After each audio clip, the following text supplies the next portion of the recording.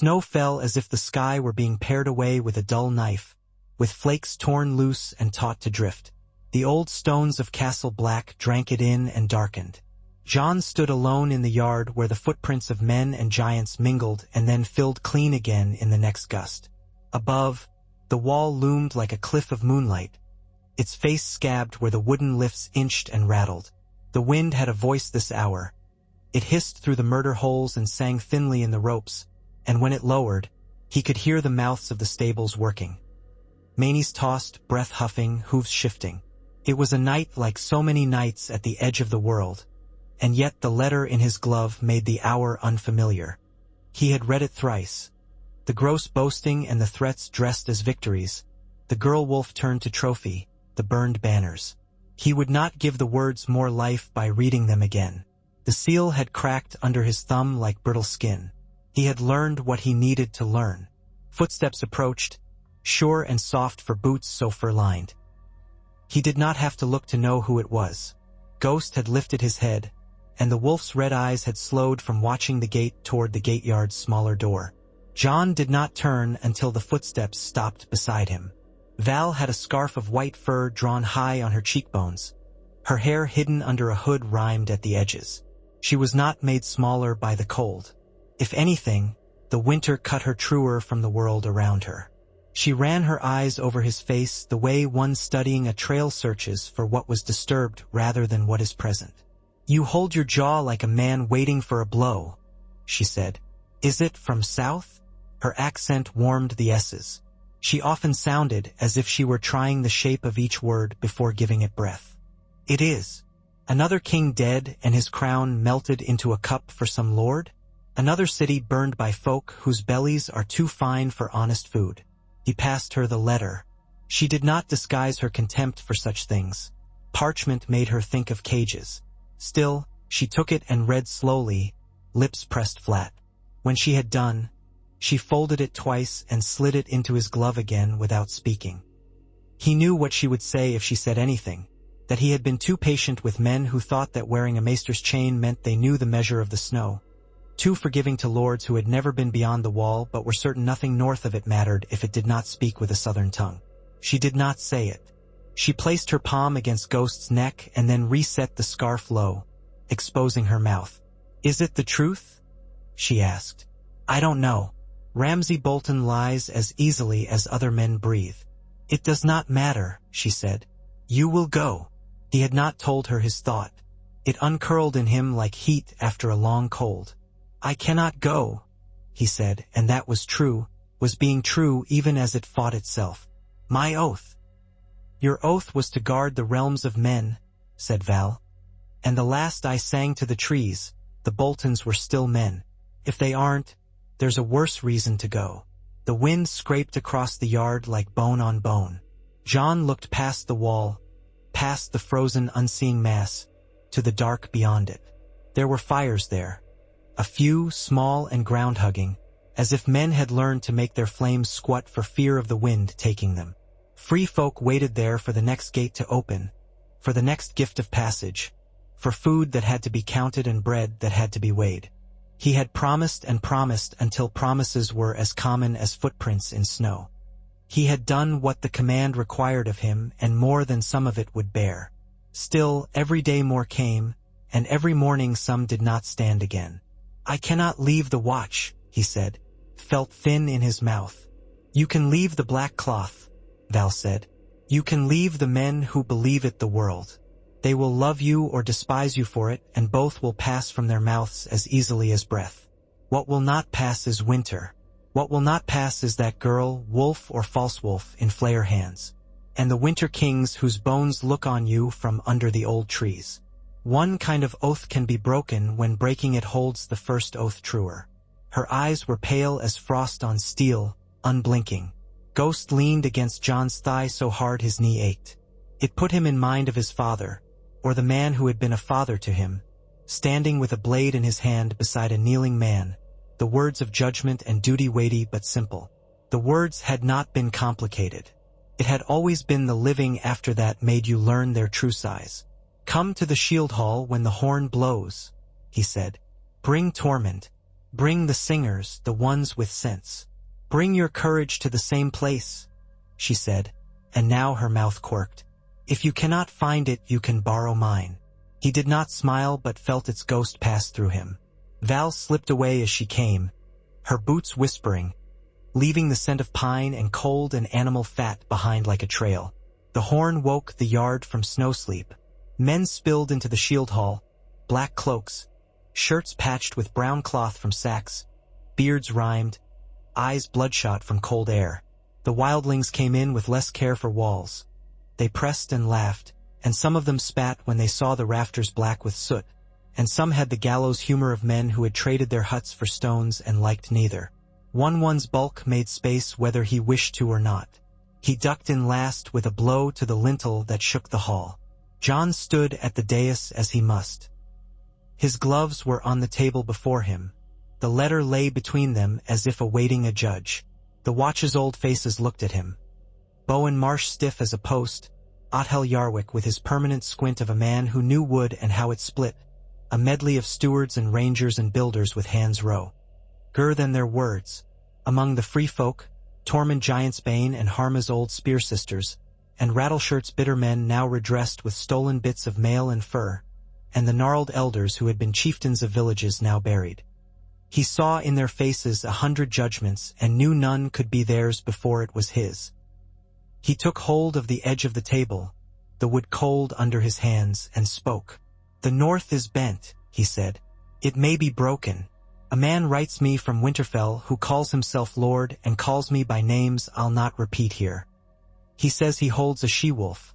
He says he has done things to her I will not speak aloud. He says he will break the backs of every man and woman who pass the wall at my bidding. He offers me the proofs of his cruelty. We have another war waiting behind our backs. One that cannot be starved. One that needs no food and drinks no ale and fears no song. I did not swear to ride south when a lordling sent me a letter, but I swore to protect the realms of men. I swore it before the heart tree with a sword that has killed men and worse in my hand and with the cold cutting my lungs. If the north is bent by flayers and thieves, the realm is bent. If the men of the north are trampled and taught to be cattle, the realm is trampled.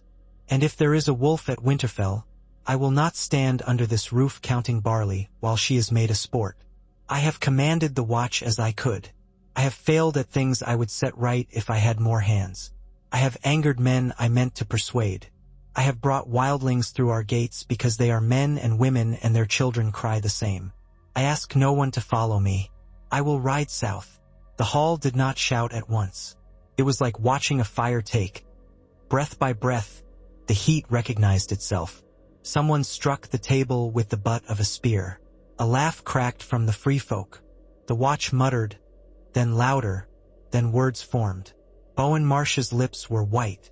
"You would desert," said Marsh, his voice rising and thin, as if he had been made to sing a part that did not suit him. "You would lay aside what you swore before gods and men.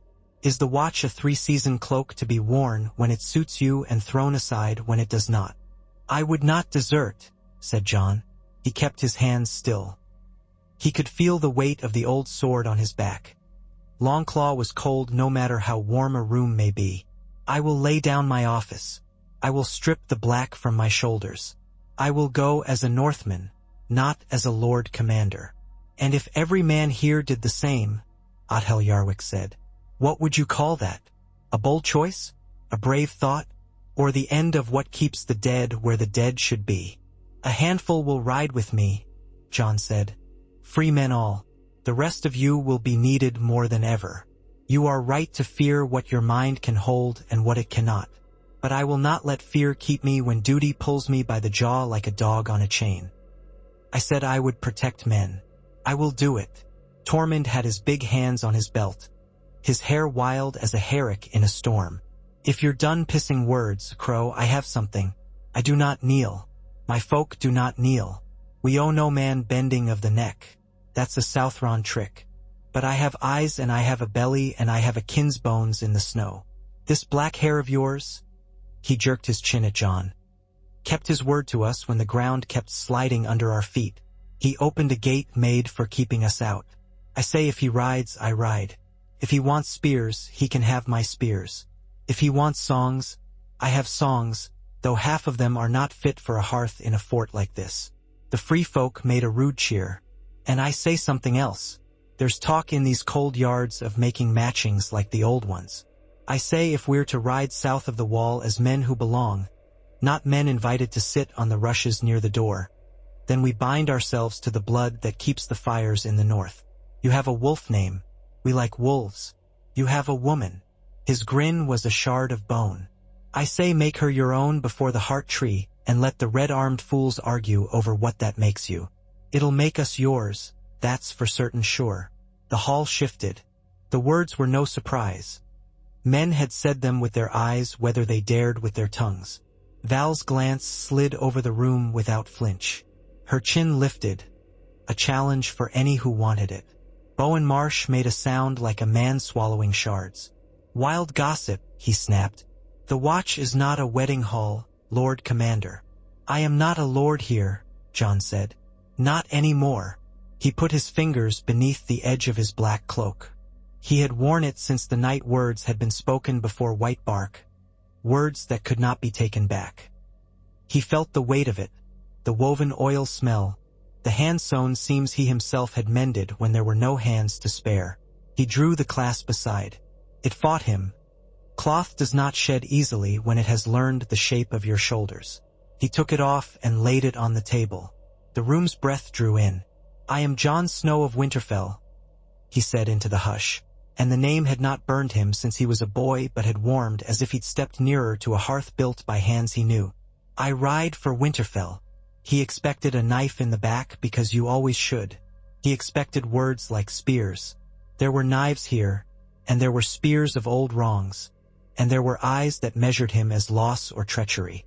But no blade came to meet his skin. The hall had the sense of standing with 1 foot on land and 1 foot on river ice.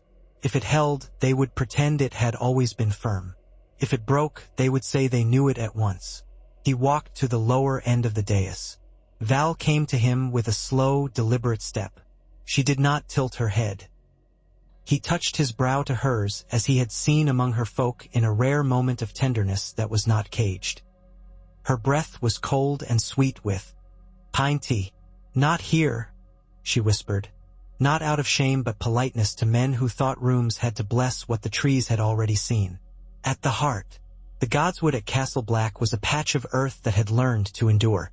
It did not remember like Winterfell's grove remembered, but it listened. The heart tree there had a trunk twined with old vow scrapes, masked with years of snowmelt, its face only a suggestion carved flat and crude by some long dead hand. Still, when Jon took Val's hand and led her into the clearing, the air altered as if he had stepped into a room where a quiet host waited. The watchmen had not followed.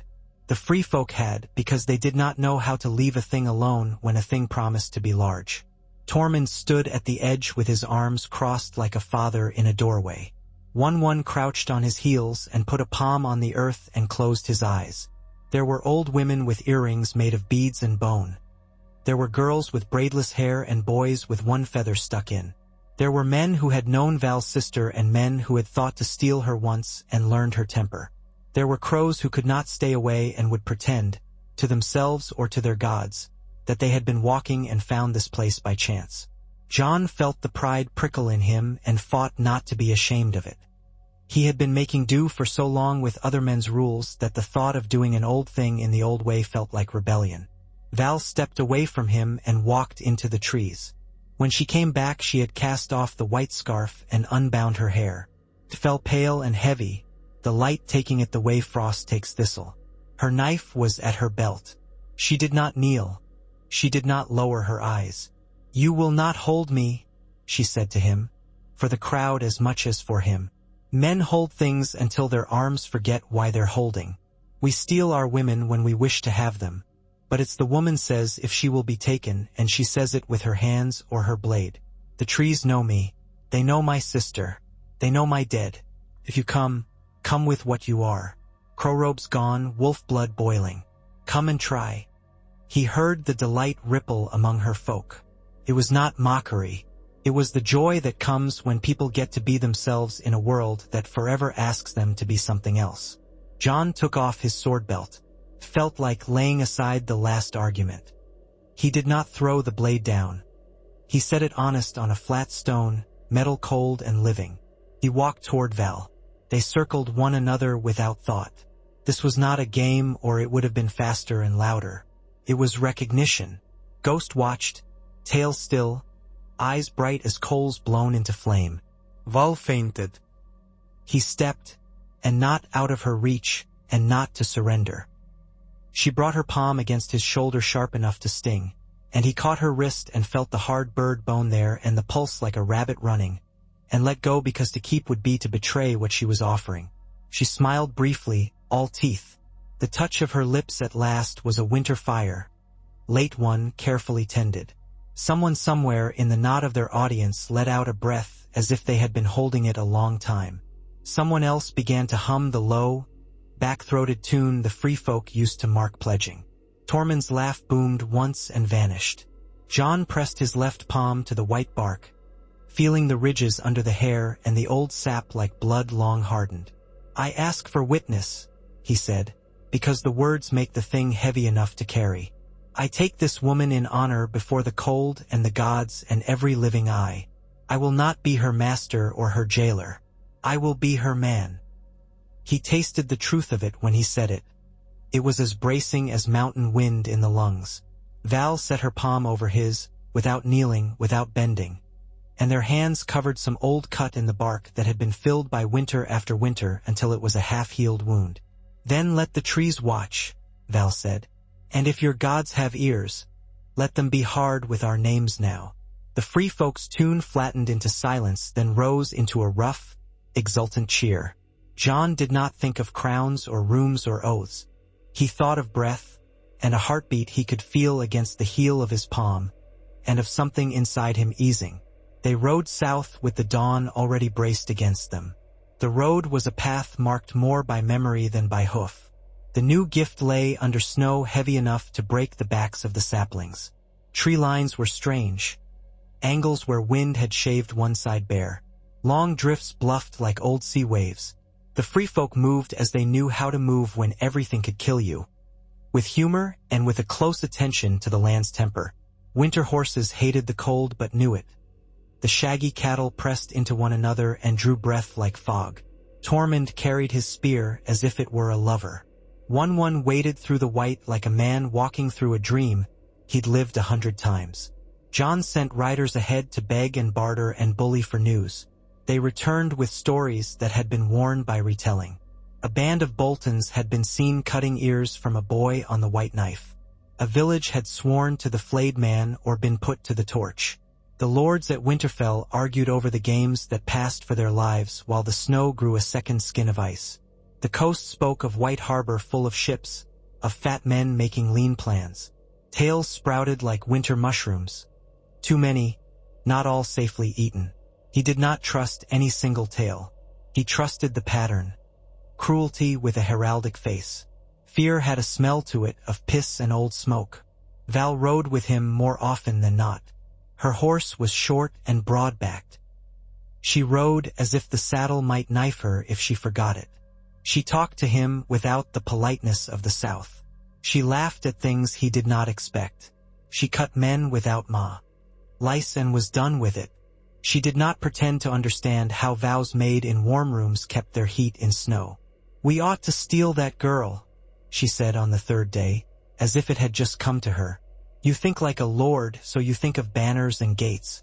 We should think like people who ever wanted a thing the one who held it did not wish to give. We should go up and take her and be done with it."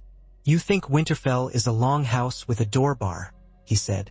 "If I had 10 of you and 10 pounds of luck, perhaps." "Luck weighs more than that," she said, serene. He smiled before he could stop himself. "Then we will weigh out what we have." Scouts from the mountain clans found them.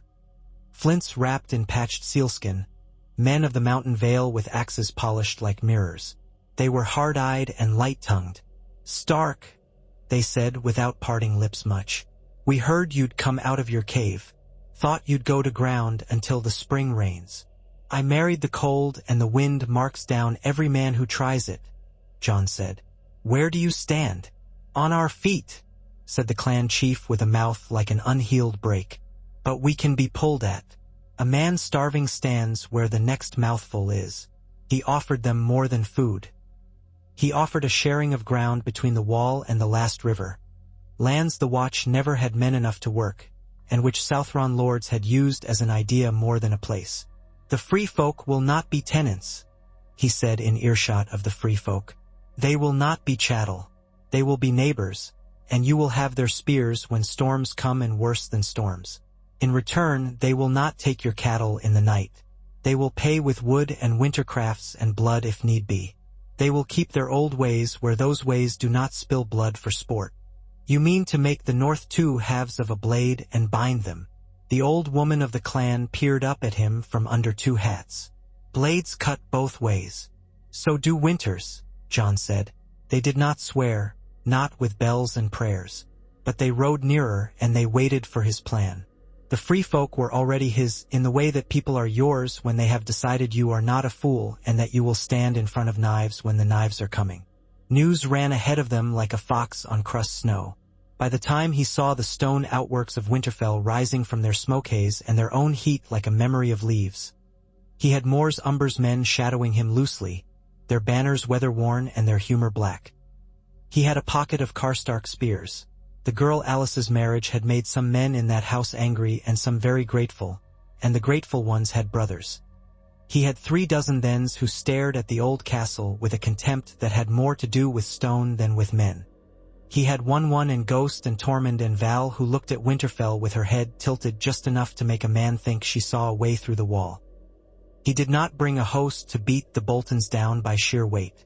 He brought a wedge to split them. He needed the Manderleys, and the Manderleys fed on schedules. White Harbor is where you learn that a fat man can run a knife faster than a lean man if he has cooks to sharpen it. He set their camp in the shelter of a long low hill, ringed with carts, and dug deeper than anyone in his company liked, because digging in frozen earth makes men remember they are animals. They sent small parties into the villages to talk to those who would talk and to burn what the Boltons would use when the Boltons were driven from it. He asked for no oath binding men to die for him. He gave his men a story that let them die for something other than his name. When the White Knife's frozen bends sent a white-cloaked rider to the edge of his camp one gray noon, Jon stood in the melt of his breath and listened to the envoy's mannered insults as if it were a sermon in a language he had once known.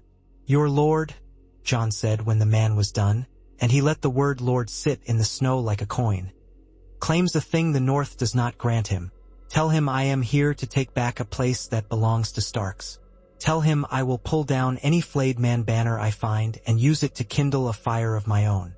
Tell him the wolves are not dead." The envoy drew himself up. "You speak for House Stark?" "I carry a Stark blade," he said. "That is more than some in Winterfell can say." The man left in a spatter of snow. The camp returned to the business of living another day. The sharpening of edges, the kindling coax to catch, the meat thawed in rag-wrapped bundles under armpits, the quiet that always fell before men found things to say out loud. Val squatted beside the fire as if she were born to it, as if she could keep her skin warm by will. "We will not take it by shouting at stones," she said. "We'll not take it at all if the Manderleys do not show their hand," he said. "We may not have time to wait on them. The Boltons will ride in file if they think to break our camp. They must think so. They only know a few tricks." "They know one trick," Val said.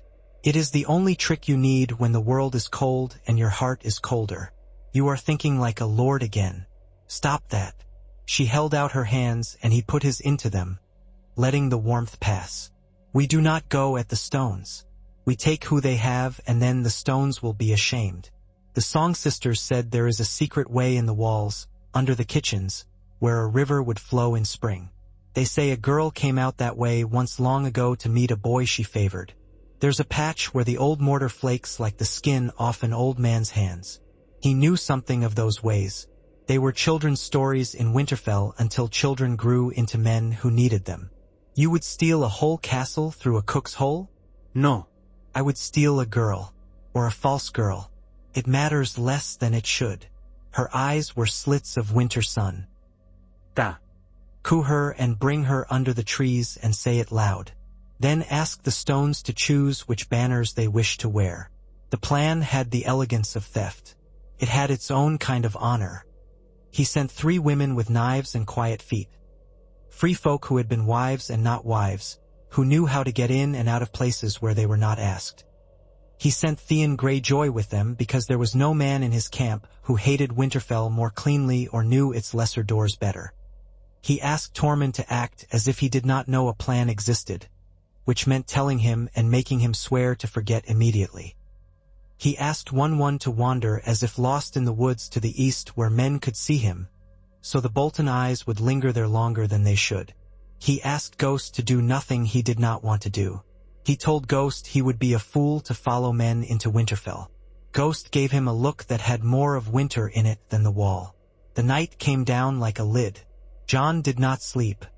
He sat in his tent listening to the noises of a host that was trying to be small, the coughs forced to be soft, the coughed curses that came with the soft coughs, the crack plow of ice under a boot, the laugh that had to die halfway through. Val sat across from him, legs folded under, drinking bitter tea. "When they come back," she said, as if the words made it sure. "What will you do with her?" "Put her under the trees," he said. "Let her see the sky. Let everyone see." "And if she is not the one?" Val asked, only curious, not cruel. "Then we show that the man in Winterfell is willing to claim a lamb as if she were a wolf. And we ask a question of every man who eats in that hall." They came back before dawn, as the sky scraped pale and the snow squeaked underfoot. They came back with a girl in a torn cloak whose breath came vaporous and ragged. Theon trailed them like a shadow that had learned to walk. The women's knives were bloody and not with their own blood. The girl looked like someone who had mistaken her name for too long. Jon did not know her. He did not need to. One had gathered an army of children. The camp's small ones rose at any commotion as if their bones had learned alarm before their tutors had taught them lessons. They stood on the carts like proud owls, whispering as if they held secrets in their mouths. The girl did not see them. She fell to her knees as if the earth had remembered her lower than her feet. "It's dawn," Val said. She took the girl's elbow without gentleness. "Come. We will give you a place to stand." They set the platform by the edge of the gods with the way men set a table for guests who may not come. Jon stood there with his sword on his back and his cloak now a brown thing plain as any shepherd's. Val stood with a spear that had been shaped for her hand. Tormund came because he could not help himself. Mors Umber came because he wanted to be where large things happened. The free folk came because a crowd draws a crowd and because they were not used to being shut out of anything. The Northmen came because the tree pulled at them the way gravity pulls water downhill. The girl moved like a lamb who had been switched too many times between pens. She blinked at the white face of the old bark. Jon spoke no names. "This woman was brought to Winterfell as a Stark," he said, and the word he used for Stark did the work of two because men longed for a name more than bread. "She has been kept in a way no Northman with clean blood keeps a guest. She is under the eyes of the old gods now, and she will not be made a sport. If you say she is no wolf, know that the man you follow put a sheep in wolf's skin and laughed at you. If you say she is, then take her as your kin and do not let one hair of her be torn again." The murmuring eddied. Mors Umber looked at the girl with one good eye and one split-lidded ruin and made some private measure. "She's no daughter of Eddard," he said aloud, and the air took the words hungrily.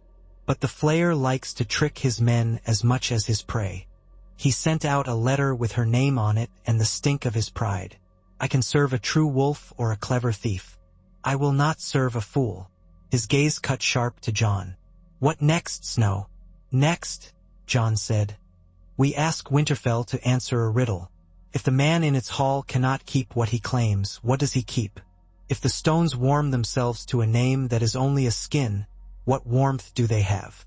They did not storm Winterfell. They starved it of certainty. They cut out its tongues.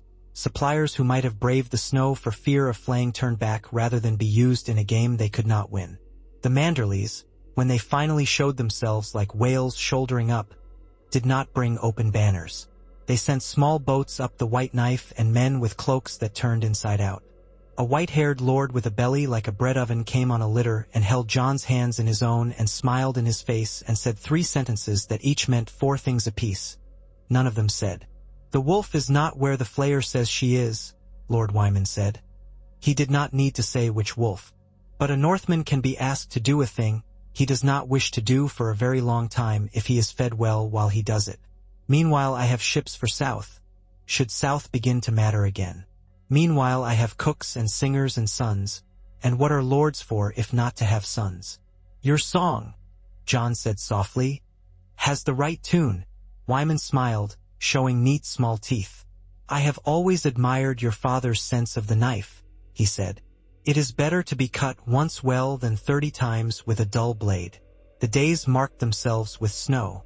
You learned to say morning when the light raised itself a fraction and evening when the cold crept into your marrow as a new thing rather than a familiar condition. Men in Winterfell began to slip away. There's first, then men who had tied themselves by marriage or fear, then men with their own names sewn into their tunics and their own hopes. Some came to Jon's camp. Most went to ground where they knew the underbrush. Stories grew muffled by the snow, so you had to put your ear to them to hear. When the gates of Winterfell finally heaved and clanked open, it was because they were meant to, because the man running the engine thought he was controlling a movement rather than being swept up in one.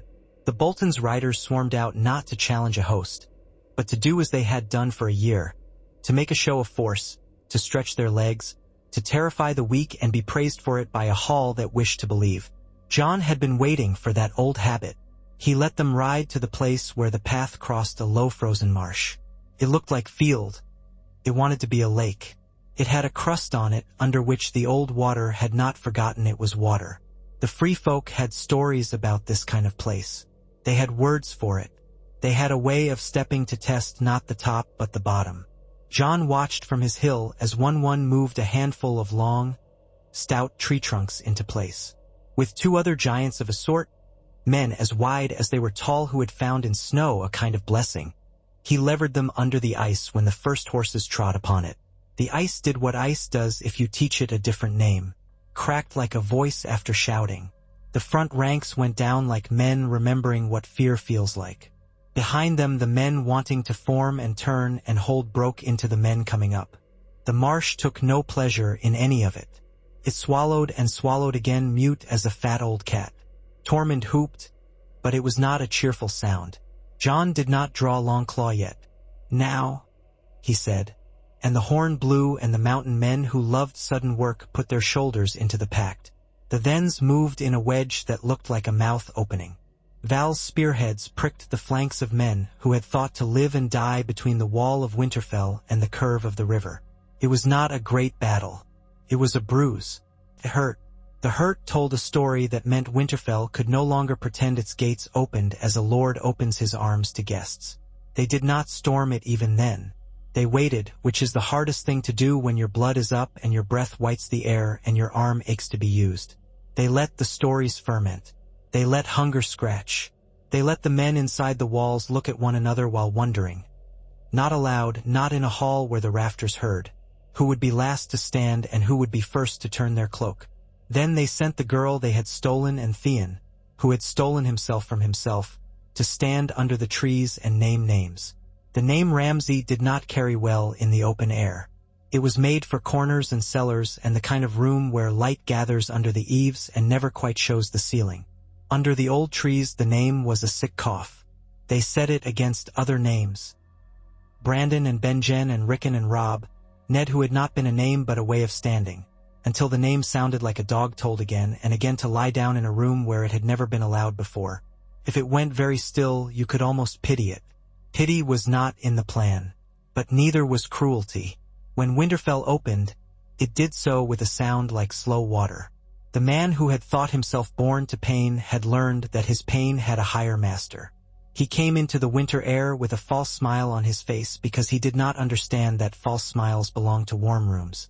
Jon stood with Longclaw on his back and Ghost at his knee and Val to his right and Mors Umber to his left and the Manderly Lord's son behind him as if he were the lid upon something cooking slowly. "You write long letters," Jon said at last. Ramsay Bolton grinned.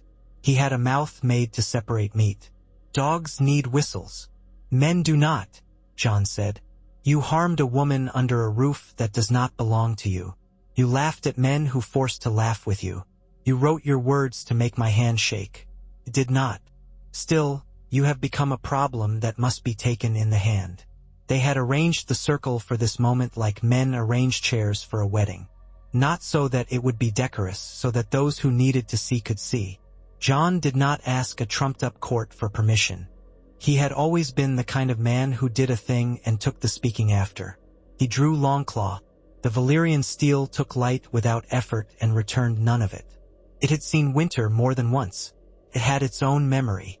I am not your lord, he told the man in the snow. But this is my father's seat. These are my father's trees. He did not say the words his father had said when the world was less ragged. He let the blade be judgment and the old blood be witness. He did what he had learned a long time ago. The man who speaks the sentence should swing the sword. The sword went about its work cleanly. The snow took the heat away fast enough that there was less steam than there might have been. Some men sighed without knowing it. Some spat. Some went still and would be still for a long time. Val did not look away because free folk believe that turning away makes a thing worse. Tormund twitched his big shoulders like a bear shaking water from its fur. The Manderley boy's lips whitened and then reddened as if he had bitten them. It was done and yet not done, because the world after is always larger than the moment before. They pulled down the flayed men banners and built fires that bit into the old linen. Jon stood under the ancient archway and felt, for a heartbeat, the house fold around him like a cloak returned at last from a long washing. Open the halls, he said. Bring food to the yard. Bring the old men and the children. The cooks will report to Lady Val if they have any question as to how to make food feed more mouths. The stores will be counted by men who have had hunger tea. Each them numbers. Lady, is it? Tormund said later that night, with ale in him and oil on his hands from turning spits. He sounded pleased, as if he had caught Jon doing something right without being told. She would spit if she heard me say it, Jon said, and not without fondness. She would tell me there are no lords and ladies where we come from. I say it for the sake of ears that need a shape for respect. Best if you don't call her princess, Tormund said. Made a lot of men in this camp argue about how to kneel without kneeling. Jon smiled into his cup and then set it down. He made himself walk through Winterfell with Val at his side and Ghost ahead. The stone had been cracked by fire and healed by snow. Children ran where children always run. Minds turns toward games because the body's need for play is a kind of hunger you cannot trick.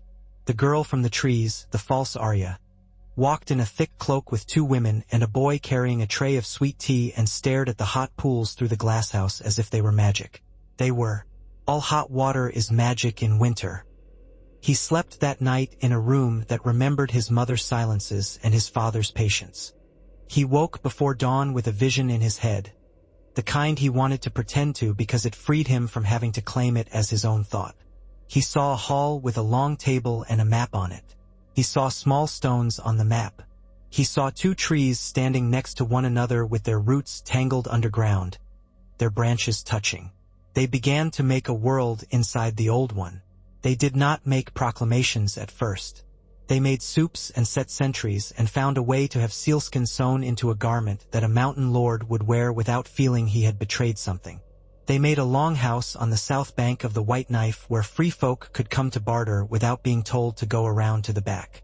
They sent riders to the mountain valleys with spears as gifts and girls who sang in clear voices. They found a square mile of land near Long Lake and told the Thens it was theirs if they could build on it. The Thens built a hall that had no corners, because corners collect things like dust and spirits. The North responded as the North does, slowly and then with a rush, like a stream under ice when it decides that the path is less than the will. Some houses bent like trees in wind and did not break.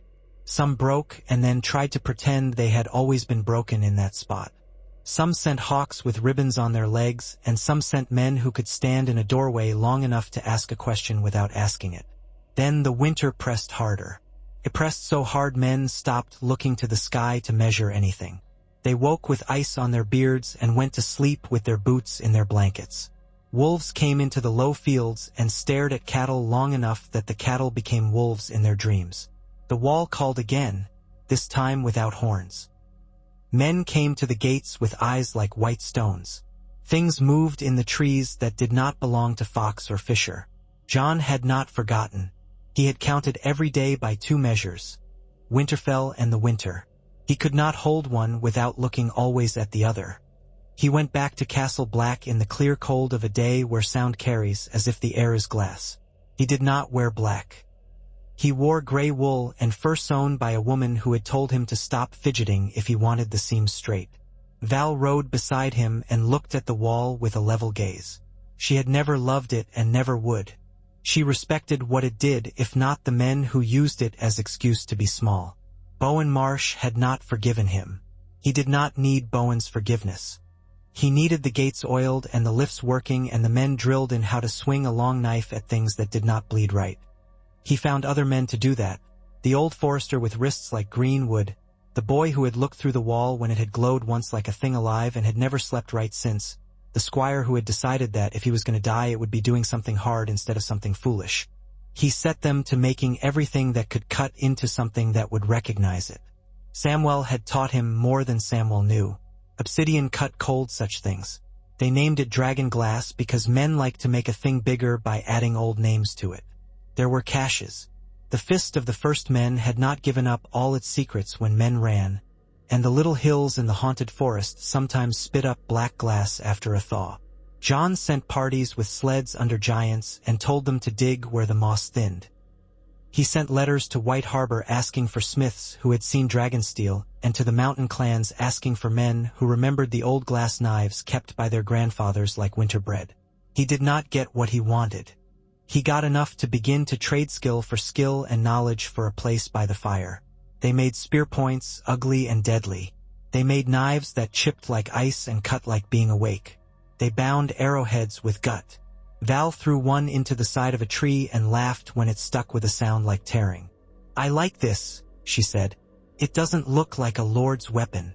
The first real test came where they had always known it would, east, near a place where the trees remember old paths and the ground holds the footprints of things that were not meant to have weight. A hunting party of free folk had not returned. Then a man came, stumbling as if drunk, his face white under brown skin. He said he had run until his knees felt like sacks and he had slept only when he fell. He said the night had men in it. The bad kind, he said to people who did not need the explanation and could not have taken comfort in another word. They went. Jon went because you do not ask other men to do that for you. Tormund went because fight is the only place he feels entirely honest. Val did not ask to go, and he did not forbid it, and she was there. One went because the wind had changed. They took 24 men who had learned to move quiet even when their lungs ached with cold. They took 6 women who did not see why they should be left. They took 8 hounds that had the sense not to bark when fear tells lesser dogs to sing. Ghost ranged ahead and then returned and then went out again. The moon was brittle. It cracked when a cloud touched it. They found the bodies in a clearing where the pines grew so closely their branches interlaced. The men had not been torn. They had been cut open as if by a child copying letters on their flesh. The wounds did not bleed right. Jon felt the hair on his arms stir as if a colder wind had passed over him without telling the trees it had come. He had felt this before. It never felt like memory. It was always new. They made a ring. They set torches. They waited. The cold found new hands. It pulled at the lids of his eyes and the fine hairs inside his nose. It tightened his jaw and then loosened it and then tightened it again as if playing with a puppet. He forced his breath slow. They came like silence with bone. Others move without disturbing the snow the way a spider moves without disturbing a web. You have to be looking at something else first to see them. When he did see, it was like seeing your own image in a water that is darker than it should be. They were not men. That is the first thought you must give yourself, and then you cannot afford to think anything else. The first one raised its hand and the air hissed. A sword made of something that did not wish to be named took light and returned it cruel. Jon had seen steel shatter on these blades like river ice. He did not take the blow on his own edge. He slid left the way he had been taught by men who wanted him to live in the midst of fear. He turned, and Longclaw came up, and the sword met the thing's blade with a sound like a bell ringing. The other turned its head, as if considering whether the man with the dark hair and the bright eyes were worth more thought. Val was there, her spear lancing. The obsidian head punched into a place where a man would have an eye. It met something like smoke and like glass breaking. The other shrieked without using its throat. It remembered it had a body, and the thing that passed for its flesh cracked along a seam. The spear jerked in Val's hand. It twisted with the force of what dies and does not know the habit. Tormund bellowed, and his voice had a warmth in it that the clearing needed. One's hand came down with a branch the size of a mast. The branch shattered, but the wind that rose from that blow scattered the cold for a moment. "You have to keep moving," Jon said, because his mouth needed to do something of its own. "Do not let them choose where to stand." The fight was like being awake in a nightmare. He killed one by patience, by letting it cut into the air where he had just been, by turning his blade at the last moment in a way that put it edge-on into the place where its neck tried to be. Longclaw bit and then bit again. The light that burst out was too thin to warm and too bright to look at. It fell like glass that had been hiding in flesh. They lost 2 men. They would have lost more if the others had pressed. They did not press. They were not hungry. Hunger is a mortal heat. They were intent. That was worse. When they slid back out of the clearing, it was not exactly retreat. It was a pause. It told Jon something he had not wanted to know but had suspected. This would not be a battle of one day. It would not be a storm, thrown at you and then gone. It would be a season. He had known. He had always known. But knowing becomes weight when you feel it on your hands. They burned the bodies with more flame than they could spare. They did not talk on the ride back. Words fell flat in the air behind them and froze there as if nailed to nothing. When they came under the wall again and found men working at the hoists and women boiling a broth that smelled of onions and old leather and life, Jon felt such a fierce love for the ugly preservation of ordinary things that his throat hurt. He stood on the platform and looked down into the yard. It was full of people who were now his whether they wished to be or not. Some of them would be angry. Some would be afraid. Some would be both. He did not think of speeches. He thought of tasks. "You will have to stand with people who have never knelt," he said to Bowen Marsh that night while the old man held his cup like a shield. "You will not like it. You will fear it means a breaking of old things. It does. But there is a newer thing coming that will break all things if we do not make something that can bend." Bowen Marsh said nothing for a very long time. "I thought I had been breaking my back for something," he said finally, so quietly Jon almost mistook the words for a breath. "It's a hard thing to learn you have been breaking it for the wrong thing." "It was the right thing then," Jon said. "It is the wrong thing now. We cannot be only one thing." The change did not look like change at first. It looked like mess. It looked like free folk women arguing with stewards about stores, and then leaving with the stores and then returning with twice as many preserves because no one had told them where the old jars had been buried. It looked like men who had never been under a roof trying to work the lifts and being taught by boys with cracked voices. It looked like the Karstark boy who had laughed at then's being corrected by a then, who had the patience to show him how obsidian flakes off if you hit it wrong. It looked like Tormund trying to learn the hornblasts and forgetting which was which and blowing them as if they were verses of a cheer. And it looked like a meeting at Winterfell in the heat of the glasshouse where the steam rose off the pools and made old men's lungs work easier. Jon sat on a bench with a map unrolled and stones to mark the places where the others would come and where they might be turned.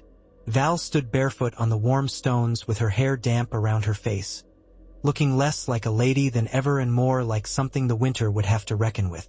Manderleys and umbers and mountain lords and wise women and builders and rangers crowded close. It smelled of wet wool and sap and onion and human muscle. "We are not going to build a wall out there," Jon said. "We have one. It will not be enough. We must be able to move through our own land as winter moves. We must teach the land to trip what comes for us. We will dig pits that look like shallow snow. We will make false ice. We will run rope above the drifts at shoulder height where a man can grab on when the wind steals his legs. We will build towers of wood every mile that will not burn easily. We will man them with pairs who do not love each other, so when one is hurt the other does not run to him. We will set caches of glass at markers we will teach to children. We will make noise when we must and silence when we should.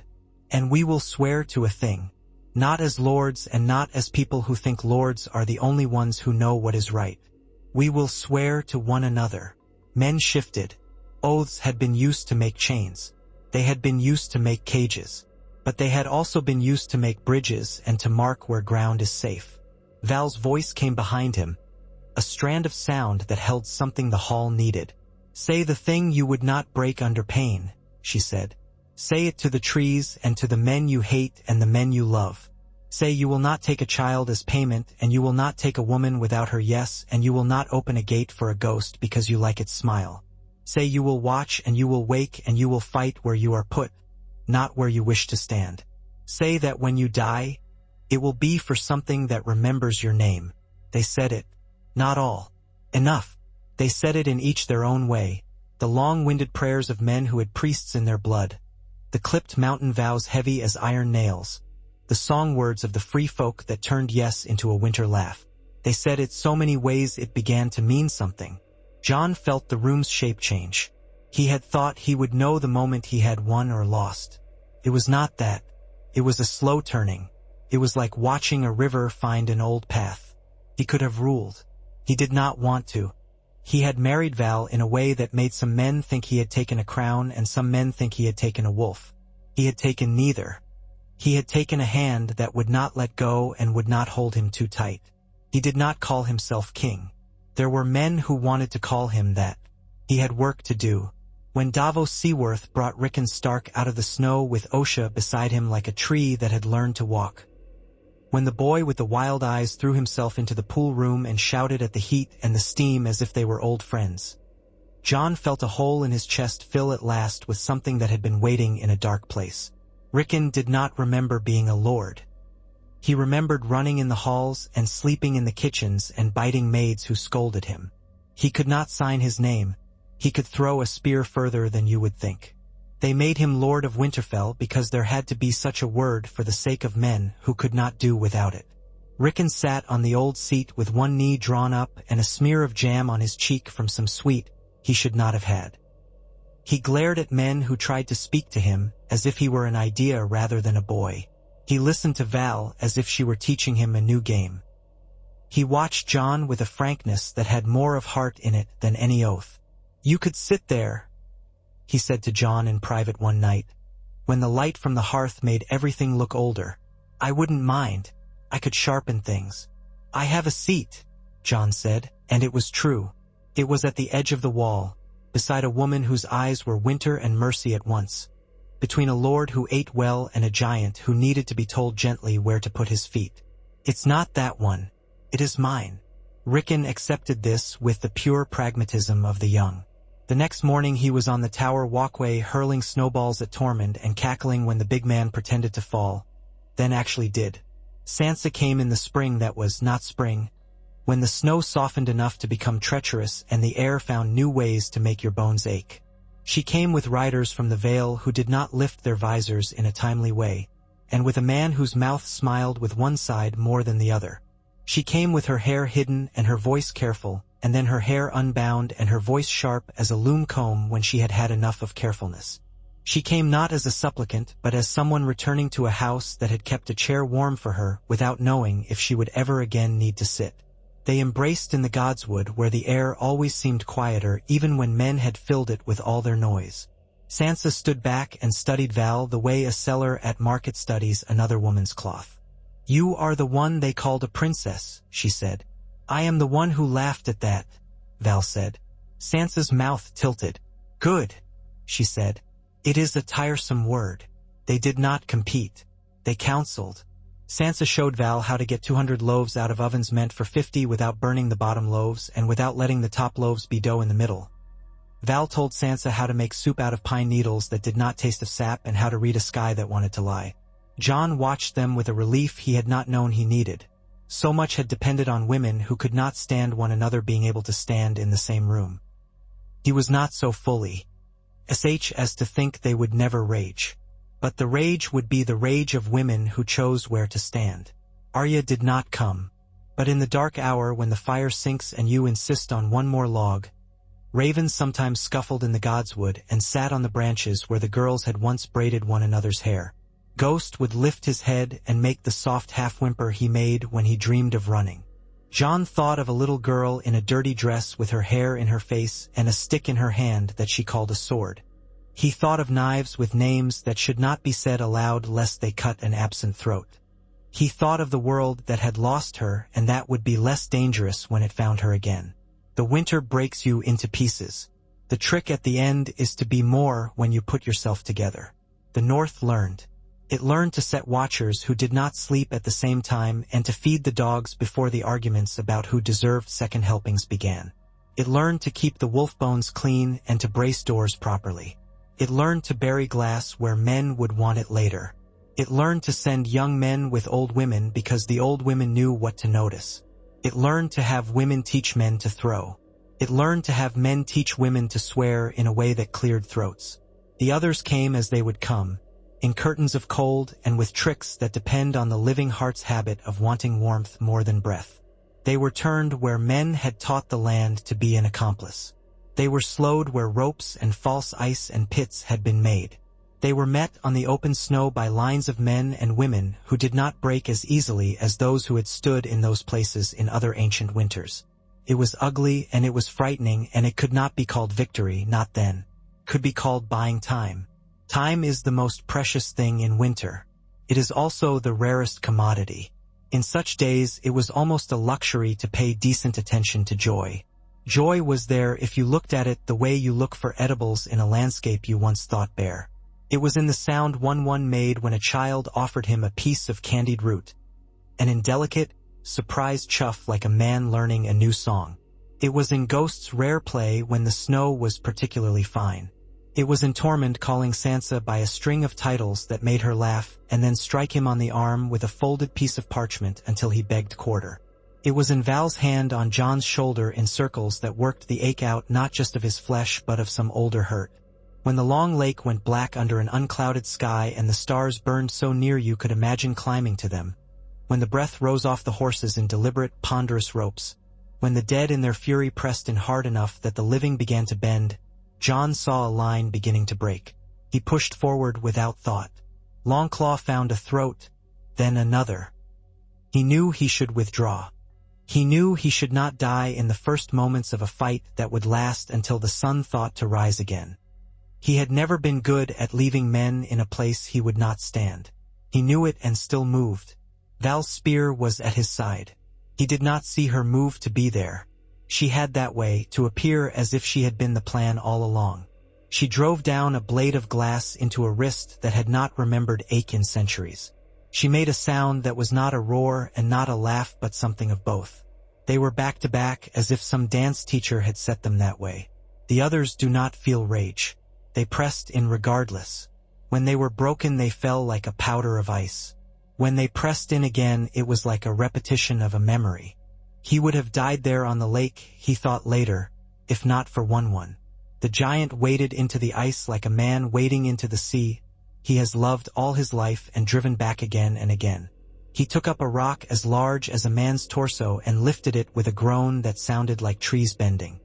He hurled it and the ice broke and the dead went down with less dignity than the living. The hole widened and the water's hunger pulled. The cold took what it wanted. They pulled away with muscles beyond pain. The line that had bent straightened. They gave ground and did not do it in a way that turned become run. The dead cannot tire. The living can. This is the cruel arithmetic. They counted on something else. On winter tiring of itself where it had been taught to tire. When the urging from the trees became something like a voice. When the ravens came and circled and made a sound like far thunder. Jon remembered a boy in a bed looking up at a ceiling and wondering why the ceiling did not speak. He remembered a brother who had fallen and not died. He remembered a place deeper in the woods than most men would go even if they had nothing to lose. He remembered the feel of the sap slow under his broken nails. He remembered dreams he had pretended to forget because they were too generous to believe. They drew back to ground they had seeded with promises and pits. The others came on because they have no more fear than a blade does. They fell into dark and did not learn. The living fell back step by step because they have learned how to make their lives out of steps. Dawn. If dawn it could be called when the sky only turned to a lighter kind of gray. Found them raw and whole enough. They had kept the land. They had not been turned. Jon stood with the heat of men around him, the kind of heat that comes off a ready army. He looked at the faces. The names came to him an instant after the faces, the way words reach your tongue, a heartbeat after the moment you need them. He knew he would forget some. He knew he would remember some too long. He climbed on the broken wall of a low house and stood where cold tried to pull him down. "We are doing a thing no song will understand," he said. "We are making the war. LD last a little longer." It was not the kind of thing that draws a cheer. It drew something harder. It drew men and women straightening in their boots as if taking their own height. It drew children throwing sticks at one another in the yard and then gathering them with more care for the next time. It drew Rattleshirt's ugly men to untie their boots and shake out the snow properly. It kills faster, that kind of snow, than any sword. It drew Sansa to the kitchens to bark at a boy who had left the hearth pies too near the door.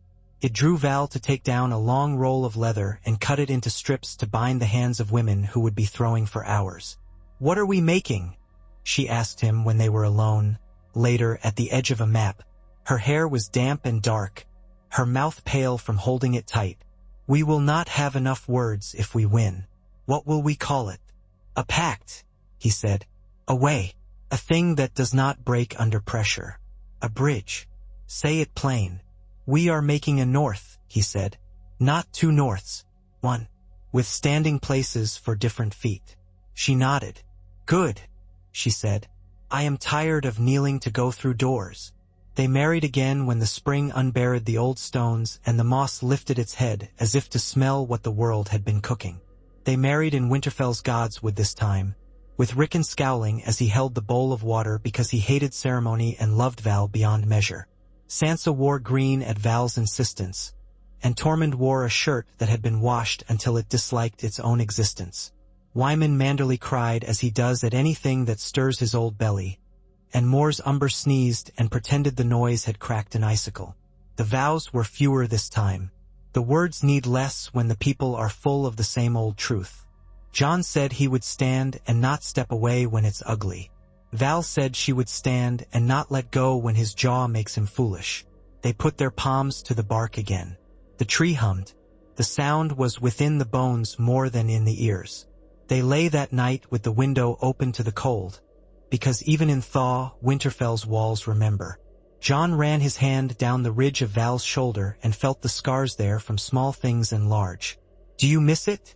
he asked low. "The road, the sky without a ceiling. The way you did not have to tell men your name for them to know it." "I do not miss hiding from their laws inside of their trees," she said. "I miss knowing that if I took what kept me alive, I would not be told I had to say thank you. I miss the songs that come from a mouth that has tasted snow recently. I do not miss starving. I do not miss cold children. I do not miss waking to find a friend with ice in his hair." She turned to face him, her eyes reflecting the small fire's light like water. "I would not have come under your roofs if they had not learned to lift their heads with mine. Now they have. Now I can love them." He put his hand on her belly because he could, not because of any news. She covered it with her own. The wind lifted and then fell. Ghost moved in his sleep and then stilled. The next day and all the next days after that were filled with work. There would be no end of it.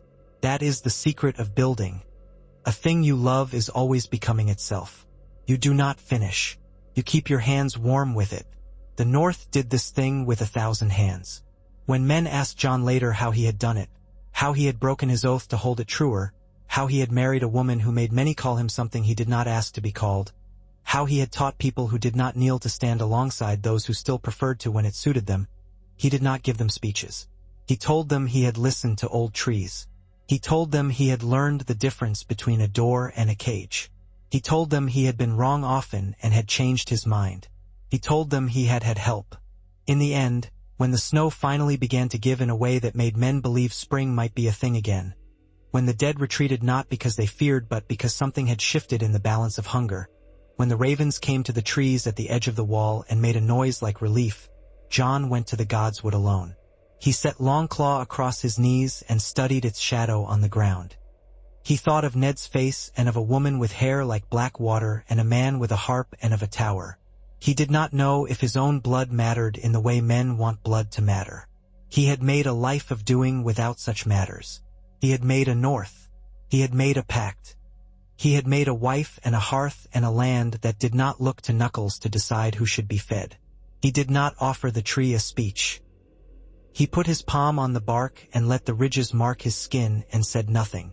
The nothing that answered had in it the creak of old limbs, the weight of snow falling from branches, the far sound of children laughing in a yard that had been ash once and was now full of harmless lies and small kindnesses. It had in it a wolf's cry farther off than a man can walk in a night and nearer than his own breath. When he lifted his hand away, it was sticky with sap.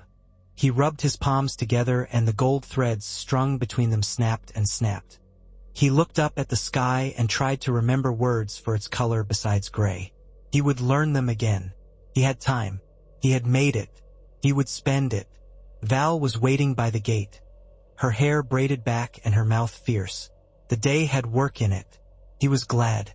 He went to meet it. He met the day with the habit of a man who had learned to expect knives where the bread should be. The yard was full and noisier than he liked. A good noise, the kind of clatter that belongs to building rather than breaking. A boy who had not yet come into his beard was coaxing a mule with an apple that had more brown than red on it. Two women in patched cloaks were arguing over air to stack cloth-wrapped bundles of obsidian. The forester Jon had set to the lifts was testing a new pin with his thumb and a curse. The scent was of smoke and onions and old leather and the something sour that happens when wet wool remembers being dry too far in the past. Ghost ghosted between legs with a disdain that kept knees bent. Val nodded once and walked ahead of him rather than fall into step. She would ride beside him, but she would not trail unless the land demanded a single track. The light struck off her cheekbones like a blade's flat. Jon fell into his work with the ease of a man who had learned that the work gets done or it does not and the speaking about it comes after, if it comes at all. Before noon a horn sounded from the east tower and every neck knew it. Men, free and not free, turned their faces as one. The tone was not the long bray that said danger on the ground. It was two short and one long, riders from the marsh, the mountain, or the sea. He climbed the inner stair at a trot, Ghost flowing up beside him, his boots skidding where someone had tracked slush. He reached the parapet with breath in his throat and the wind in his teeth. The riders came in a thin line that grew thicker as you followed it back toward the tree line, then thinner again when the trees closed their ranks. The flags were a muddle, which told him more than one clean banner would have done. Little pennons stitched and restitched, ties replaced with gut and hair when the ribbon rotted, the heads of staves bound with rags. The foremost rider bore a white cloth on a pole, and his horse moved like a man too long at sea setting foot to earth. Behind the first came a second with a banner that had once been green and was now green around the edges of a brown stain. Behind them came more. An old woman in furs with 3 angry cats in a basket, 2 young men with axes, a girl with a flute tucked into her belt like a short knife. The guard at the gate called down to ask their names, and the first rider lifted his visor without waiting to be asked. "Flint," he called, and his accent had that curiously crisp bite the mountain gives a man. "We have news from east and worse from north. We have men who can stand until their knees say no. We have women who can throw. We have children. We have a dead thing tied to a pole to show you what can be burned and what cannot." "Bring your dead thing," Jon said. "You say such things softly. You do not let the fear they pull behind them rush forward like a dog straining toward a fight." He sent one runner for Tormund and another for Wyman Manderley, who had the trick of asking questions that mattered, and a third for the forester, who could smell a false tale through 2 men and a skin of beer. He sent for Sansa too because she listened in a way men often do not and because she could keep her face still when others could not. He did not send for Littlefinger. Littlefinger came when there was a scent of news the way a fox comes to the edge of a yard to judge whether hens have slept too long. The dead thing was the worst kind, half winter, half a man Jon might have ceased to see if he'd passed him on a road 12 winters ago. It had been bound through the chest with pine rope, and its fingers had been broken and twisted backward so it could not claw. When you've wrestled with dead things, these become rules, passed in whispers and in bruises. Its eyes were blue, not the blue of sky, not the blue of water, but the thin, hard blue you see when steel takes flame light. The cats in the basket yowled at it and then went mute. The girl with the flute did not look away. She watched it the way you watch a fire you cannot yet trust. The thing tries to wake in men more fear than anger. He had learned to put his anger in front of his fear like a shield. "Burn it," Jon said, and the free folk did not wait to be told twice, because knowledge of this kind is knowledge you don't put on a shelf. They had the wood stacked high by the time the first spark took. The rope burned green and popped. The thing in the rope arched as if air could fill its chest again, and when the flame took its hair the yard smelled of grease. They stood until there was nothing left but ash and a smell that spoke of seals and old cellars.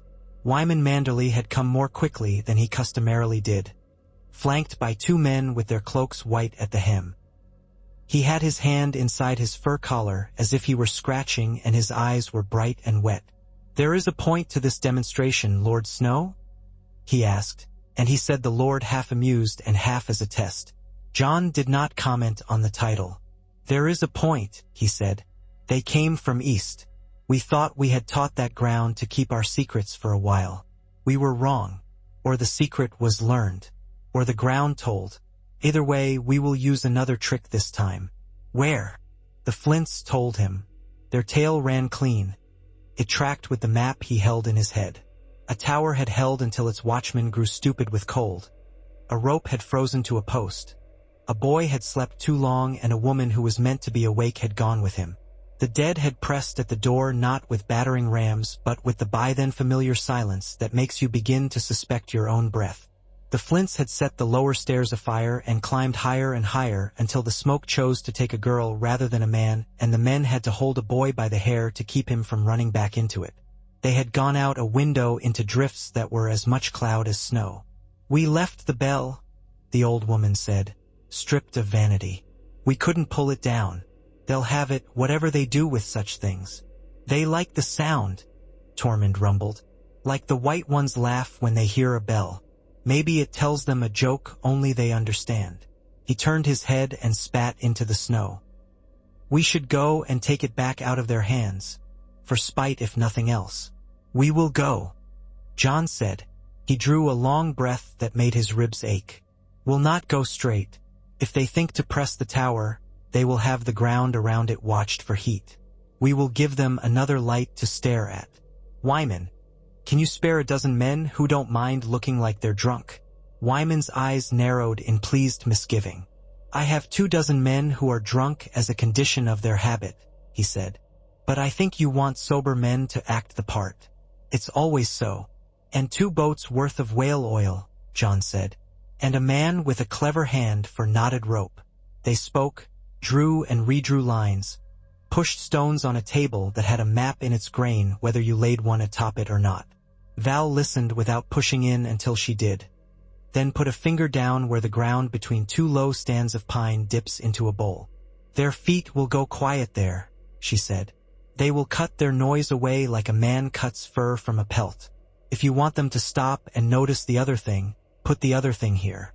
Her finger slid to a fold of land where wind often scoured snow off and left the ground naked and ice-shiny. "Light it from below. Men do not look below when they see a bright thing." "Good," Jon said simply. "Tormund, I want your loudest men to be my quietest. Take them to this ridge.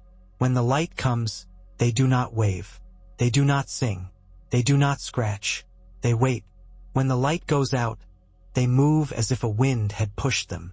"Quiet," Tormund said, making a face. "You always ask me to do the rude things. I am the best man in this place for shouting." "You can shout on the way back," Val said. "There will be boys who need to hear it to keep their knees from shaking off." The plan was ugly and relied on things that might not behave. Fire, ice, men. He liked that. Pretty plans get shown a mirror and fall in love with themselves. Ugly plans look for a bed and a meal and accept a stool when there is no chair. They rode at dusk because night is honest at the beginning and lies later.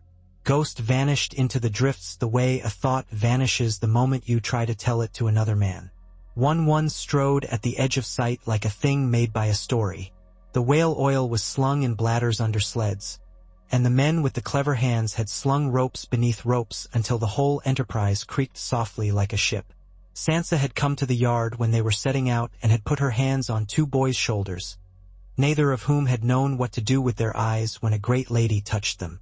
She had said nothing like a prayer because she did not waste such coins. She had looked until the boys turned their heads without shame. The tower was a finger broken at the first knuckle. Snow banked against its western side, near smooth as a planed board where the wind had cut it. The bell, when it sounded, came thinly, as if it had been struck by a bone rather than a hand. It went once and then again and then no more. Jon could feel his men's attention tug toward it as if by a string. He kept his eyes on the dark ground to the south where the land folded as Val's finger had told it to. He had two men belly down there already with flint and dry tinder and the patience of men who have learned to sit in a biting wind without letting their bones clatter. They lit the ground. It should not be possible to light ground. It is an idea that makes your mouth want to laugh. But the oil seeped under the skins they had cut and laid as if they had been preparing a banquet for a god that had been hungry too long. The first flare went low and wide. The next took it above and made it a soft wall. The snow around it fogged and slumped. Heat has its own light. It rose in a shimmer that made men think of summer. Men who have been cold too long become fools for such visions. The dead do not, but the things that drive them do not enjoy any trick they do not understand. Jon pointed once. The rope men hauled. The lit ground did what it had been told and spilled itself where the dip turned. The oil moved like a slow creature taking interest in a new scent. The air filled with a strange smell like candles that have gone out in a room you'd thought empty. It made his skin remember old chapels and bad nights. The tower's top blackened with silent heads that had no need to breathe. Tormund's men did not shout. Val had told them not to sing. They moved with the heavy grace of men walking in an old dream they had finally learned how to interpret. Jon slipped around the bowl and up the ridge where a line of spruce held its green like a promise. The bell sounded once more and then was quiet as if struck by a hand that had become snow. They saw them then at close quarters. The walking dead, men and women and boys and beasts, all stripped of noise but not of purpose. They moved more easily on ice than the living do. That was always the sourness in the plan. Jon watched two of them step onto the slick ground and turn their heads toward the light like dogs who have found a new master. They did not fall. They did not run. They changed direction as if someone had turned them with a gentle hand. "Now," Jon said. He did not raise his voice. His breath cloud would have told them where he was. The rope men hauled again, and the bladder nearest the tower emptied into a trench Tormund had dug with a humorless face and a stolen spade. The oil drifted and licked at the tower's base. The light rose. It pulsed as if breathing. The dead pressed for it in their quiet, and the living, whose eyes had learned to love any flame, felt the pull even knowing it for what it was. Jon pulled his sword but did not raise it. He waited for the other cold. It came like a subtraction, the feeling you get when someone takes something from your hands you had not noticed you were holding. The sound thinned. The stars seemed to flicker not because a cloud had passed but because the air had been polished with a cold stone. In that smooth ness they moved, the white shadows sliding with a grace that makes you want to shiver as if you had been complimented too close to your ear. Others, they did not regard the light as worshippers do. They looked at it like men reading a letter in an odd hand. One raised its hand as if in decision. The ground hissed where its blade pointed past. Lighter, then frosted again, a lick of winter against heat's lip. Val's spear hissed too, and blessedly unlike theirs. The obsidian head went low under a dead man's arm and out again through ribs that became more brittle than they had a right to be. The spear found winter flesh once, and the sound was not a sound at all, more a feeling like biting foil. The other turned like silk and struck, and its blade did an easy thing to air. Jon stepped into the strike with Longclaw drawn up and angled as old Ser Alicer had mocked and old Donal Noy had approvingly clapped. Valyrian steel met Winter's glass and held. The shock went up his arm like ice water. The other cocked its head with a consideration you wanted to hate, and then it tried a step that would have put it behind him. Ghost came at its ankle like a silent storm, and his teeth did not pass into any flesh he had known before. He got purchase anyway, and the other spun fast, and when it spun Val's spear tip tasted the hollow of its throat. It broke. They break like a thing that had decided for too long to be a secret. The dead felt it. They do not fear. They felt it like a horse feels a rein. They turned. They pressed where the light was and where flesh had just broken with a sound that made the air cold in the throat. Tormund's men were as quiet as men can be who were not born to silence. They killed as if in a temple and did not make a prayer of it. A boy slipped and his foot hit the oil and slid, and he made a grunt like a man struck in the belly. The grunt was enough. 3 wights fixed and flowed toward it. One's hand came down with a log, and the 3 were paste that moved, then flame where the paste leaked oil. Pull, Jon rasped, and the ropemen did. And the oil wall bowed and then lowered in its own death and then flickered out all at once as if a god had pinched it. The dead spilt forward and the living spilt backward, and in the shift the flints and the mountain men formed their line sloppy and correct. When he had been a boy, Jon had thought a line needs to be pretty to work. He had learned it needs to be there. The bell fell. It did not ring as it went. It thumped into the soft snow with a fat, laughing sound and rolled and wanted to roll further downhill, but hit a hummock that had been a man last season and stopped. The thing that pulled the dead worst began to dim. One of the others that remained flickered, as if annoyed, and raised its blade and seemed to consider striking the bell as if it were something impertinent. Jon was almost relieved when it did not. He did not want to learn what that would do. Tormund went into it as into a dance, and his iron met a thing that did not consent to be cut. And he swore delightedly because he knew where to stand second. It went the way these fights go when the tricks hold long enough. Not into a rout, not into an easy win. Into a slow, raw crunch where you feel bone and the earth and the bad work of men. When they broke away, it was because they had decided to, not because the dead permitted it. Jon pulled his men back along the rope lines, walking into the gusts of their own breath and up over the ridge line and then down the long slope toward the river, in a silence so complete he could hear the rope fibers groan under dressings of wax. When they halted and turned and nothing moved where the light had been, men remembered speaking and used it too clumsily at first. Someone laughed at the wrong pitch and someone cursed him, and then someone else kissed a blade and someone else spoke a nonsense rhyme. These are all better than weeping. Back at Winterfell, the steam rooms were a gift beyond reason. The forester who had been with the lifts went to them like a pilgrim to a shrine and came out as red as a boiled crab. Boys nearest the fire went from chattering to sleep with no space between. Wyman Manderley came in near midnight with something baked in a crust and told them it was pigeon when a man who had caught the pigeons the day before swore he had seen 12 birds fly in a dozen directions with only 9 shots fired. "You cannot count, Lord Snow," Wyman told Jon without offense. "You are very good with your sword, though. This is how the world sorts itself. I add and you subtract. Between us we might make a sum. Between us we might hold a gate," Jon said, and Wyman nodding put his finger to the air as if to mark numbers. The hall was quiet enough for quiet talk. It is a mistake to think men wish to sing after such a night. They wish to sit, to sip something brown or hot, to let their bones remember stillness. Val did not perch near Jon as if claim were a place. She wandered the tables, taking a cup here, a taste there, a word at each stop that reminded someone he was seen and that the seeing was not pity. Littlefinger watched her with his mouth's corner and a mild gaze that never grows old. Jon saw him and resisted the urge to show his teeth like Ghost. "Peter Baelish," he said when Baelish's shadow fell where Jon's hand was. "Is there something you want to ask before you invent an answer to it?" "I prefer invention," Littlefinger said pleasantly. "Questions disappoint. Answers are a habit men share with prayer." His eyes went to Val and then back. "She moves them well.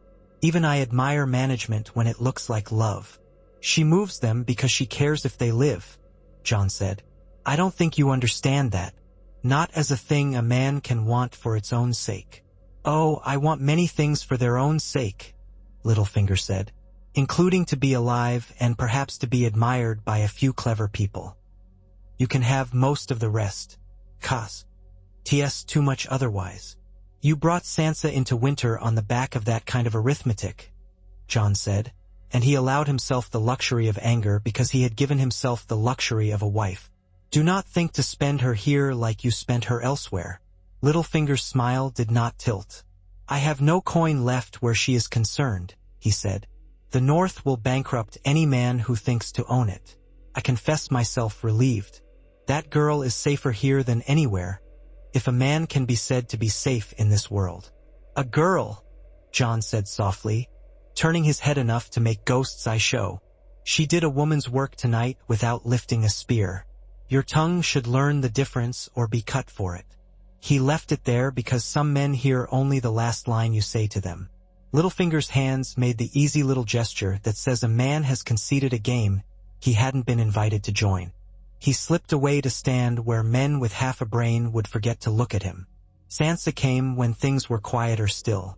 She set her cup down near Jon's elbow and did not look at his face first. She looked at his hands to see if they were shaking. They were not. They would again. Merely not now. "You moved them without trumpets," she said. "Father would have approved. He would have been proud.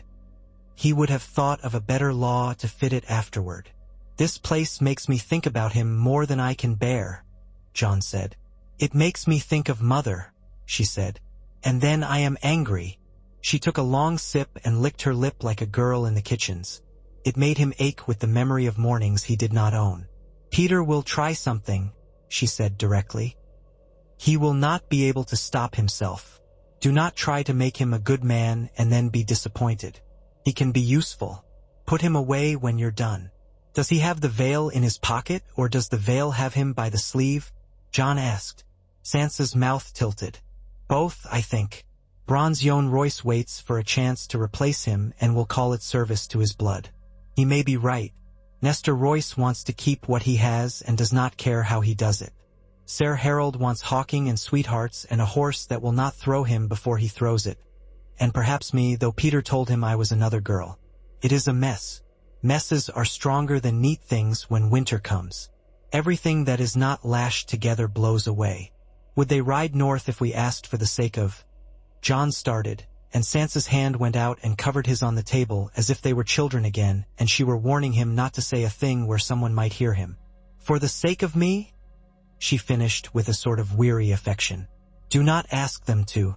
We will get them through Peter's need to have his game end with him as the one who counted the pieces. He has promised them spring. They will bring it if it makes him look good." She smiled without mirth. "Men have done worse things for worse reasons. Lord Stannis sent a man while you were away," she added, as if it were a small thing. "He's 3 days south with a ragtag and a handful of frays on a rope. He wants wood and bread and to sit his cold behind by our fire.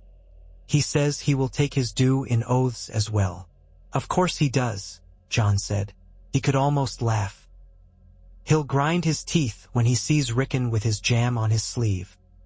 He rubbed his eyebrow with his forefinger the way his father had done and hated himself for having the habit. "We'll feed him. He is more us than them, whether he knows it. He can have his wood so long as Shireen can read without shivering. He can take oaths if he takes them from Rickon's hand." Sansa considered him as if measuring where to put her needle. "What if he insists on yours?" she said. "You wear no cloak. You could swear and not break anything. He is the kind of man who would sleep better knowing he had wrapped a leash about you." "Then he will sleep badly," Jon said. "I give the boy Stark the oaths that matter. I'll stand with Stannis where he stands in ice. That is all a man can have from me." She nodded and did not argue because she had learned not to waste time on the wrong stones. "Peter will try to set himself between Stannis and you," she said. "He will whisper that you mean to put a crown on your head as soon as Stannis looks at his own boots. He will talk of bastardy as if he cared. He does not care. He will make other men care long enough to get what he wants." "What does he want now?" Jon asked. Her smile went flat. He wanted me married to Harold Harding, so he could hold the Eyrie with me as his pretty key. He wants to be thought the man who delivered the North back to the proper hands so he can never be sent away from a warm table again. He wants to be the one who solved winter. He does not believe in gods. He believes in being owed. Jon's mouth tugged. I know men like that, he said. He looked past her toward the door to the yard where the steam made little snakes and the cold beyond them made its case. I am tired, Sansa. I know, she said softly. It's why I came. Stannis came gray as his banner. His men looked as if somebody had cut their color away and burned it to keep a pot boiling. He had with him 3 Freys with their mouths tied to shut their whining. 1 fat and red like a slaughtered pig's belly, 1 narrow and arrogant even down to his teeth, and 1 boy who had learned from his fathers too quickly how to be hateful. Stannis did not parade them. He let them be seen as a man leaves a butchered pig to cool where a neighbor will notice the fat. Melisandre was with him, her red at odds with the day. Her fire set Dalla's sister's hair white in its light and set old men grumbling. She walked through the yard as if the ground had promised to hold her. Celis came too, sharp and thin as wire, with a girl walking near who made the hall kinder even in her quiet. You are stripped, Stannis said without greeting. Gee, and his voice had the satisfaction of a judge who finds the case aligns with his prejudices. You are the better for it. Do you presume to hold this seat for yourself? He was too tired to play at courtesy and too proud to drape authority in false silk. Jon bowed his head, not low. No, he said. I hold it in our father's name. Rickon Stark will rule this house. I keep the gates and the line to the wall for him until his hands are big enough for the latch. Stannis's eyes were thin and not unkind the way sea ice can be not unkind. Hard, understandable, liable to break your head open if you misstep. You speak well of other men's rights. Will you swear yours to me? I will swear what I swore, Jon said. I have no cloak. The words I said to the trees I have kept by throwing the cloak aside. I will pledge myself to the defense of the realm and to keeping the road between your fire and mine open. I will not swear fealty the way a man swears for lands. I am not a lord. Then be one, Stannis snapped. If it makes the thing neater, wear a hat. I am not a man to be offended by precision. I am not a man to pretend to a thing to make your sleep sweeter, Jon said, and there was a flicker then, not of anger in Stannis's face but of something like relief that he could be angry honestly. Men like Stannis thrive on the shape of opposition. Tells them where to place their feet. Bring the boy, Stannis said to none of them and all of them, and they brought Rickon, who had jam on his sleeve and looked at Stannis like a boy looks at an old oak addressing him. Stannis did not kneel because he did not kneel to anything, not even to things that deserved it. He did incline his head as if it pained him, which it did. Do you know who I am? He asked. You're the stony one, Rickon said promptly. Davos told me. You have the ships. You cut off a man's fingers and he loves you for it. He scowled with interest. That's a trick. Stannis's mouth twitched. It was not a smile. It was the idea that a smile might be permitted one day. It is, he said. I have held a thing belongs to you. I held it because no one else would. The holding is over. Do you swear to keep your gates open, boy, when I come with men who fight the things we must? Rickon lifted his chin. I swear I'll keep my gates open if you don't come with men who put knives in a hall at a feast, he said bluntly. I swear by my father's bones.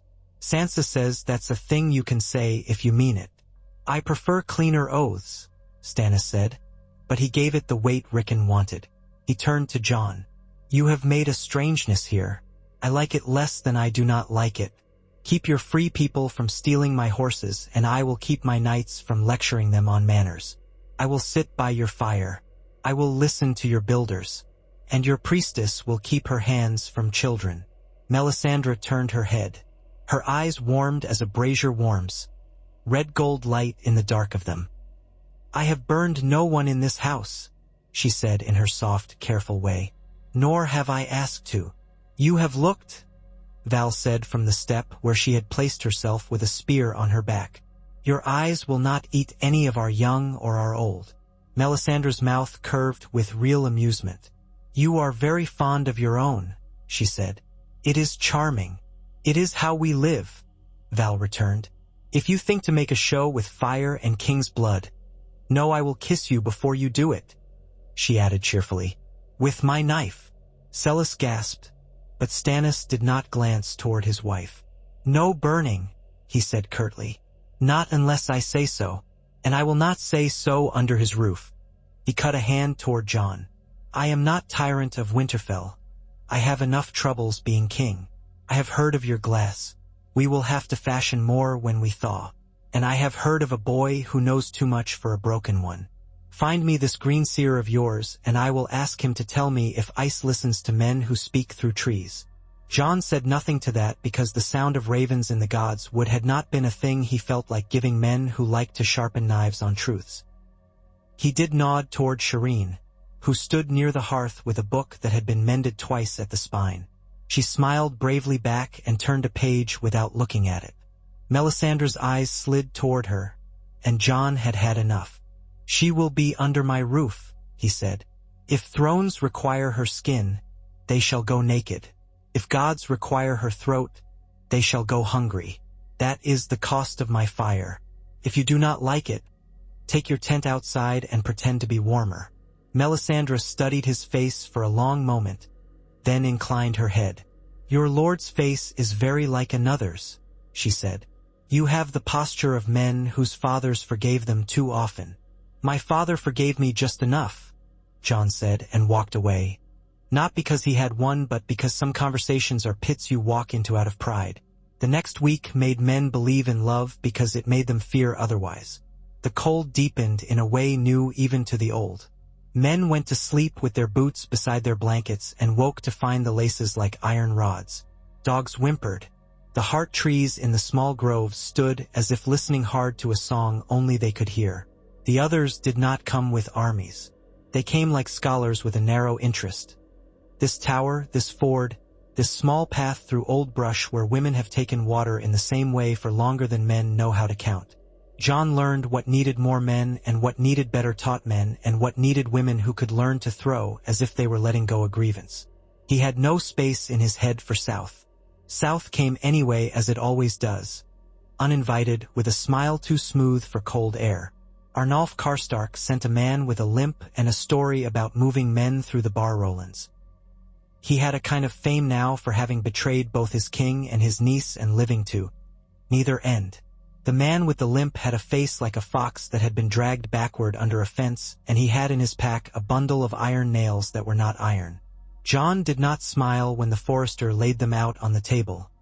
He merely turned to Sansa. Where would he plan to use these if he were a clever traitor? He asked. The nails were dull and ugly thin. Under the soot coating them, they were glimmer-dark. "The lifts," she said immediately. "The ropes, the ladders. Things you put your trust on without thinking. Travail where people do not look, and you will have more bodies fall than any sword can cut. If I wanted a gate to fail at a shout, I'd put your false nails where a man cannot see what his hand closes on." "Good," Jon said. He moved pieces on the map. "Good to know where my next bruise will be. Tormund." The big man said, gnawing a bit of old beef that he might have been sucking for the memory of summer salt. "I have men who like to climb. You have men who like to catch. We'll work in the dark and put knives where their fingers thought they had iron. We'll see how limps run." They caught the limping man under the shadow of the South Sallyport trying to show a steward where to place a keg. Stewards in this house had learned to ask questions when told where. He had 3 more nails on him and a strip of thin leather with a sigil pricked into it that had been made with a carving knife and poor patience. Val took him in a hand as you take a chicken. Firmly, without anger, with tenderness for the usefulness the creature will have when it learns to make a different sound. They did not flay him. They did not cut away his small parts. They put him up by the gate with the false nails hung from his ear and his nose and said aloud the law that had sprung from their pact. The law that spoke against breaking the things the living needed to stand on. "If you have a grudge, come to the yard where men wear them open," Jon said, and the yard rang with the sound his voice made in stone. "If you have a god who asks you to do this kind of thing in the dark, Leave him in the snow and see if he can find his way indoors. If you do this again, I will turn you out and I will tell the trees why. If the trees spit your name back into our faces on a cold wind, no, I will not bring you in when you scratch at the door. He did not kill the man. He did not have to. In winter, there are ways to make a man understand the shape of his life without cutting anything from him. He did not sleep long or often.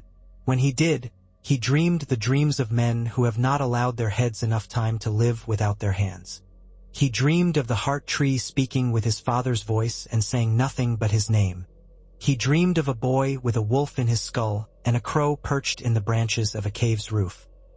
He dreamed of water, dark and cold and thick, and of a woman moving through it with long, slow strokes as if she were remembering a song.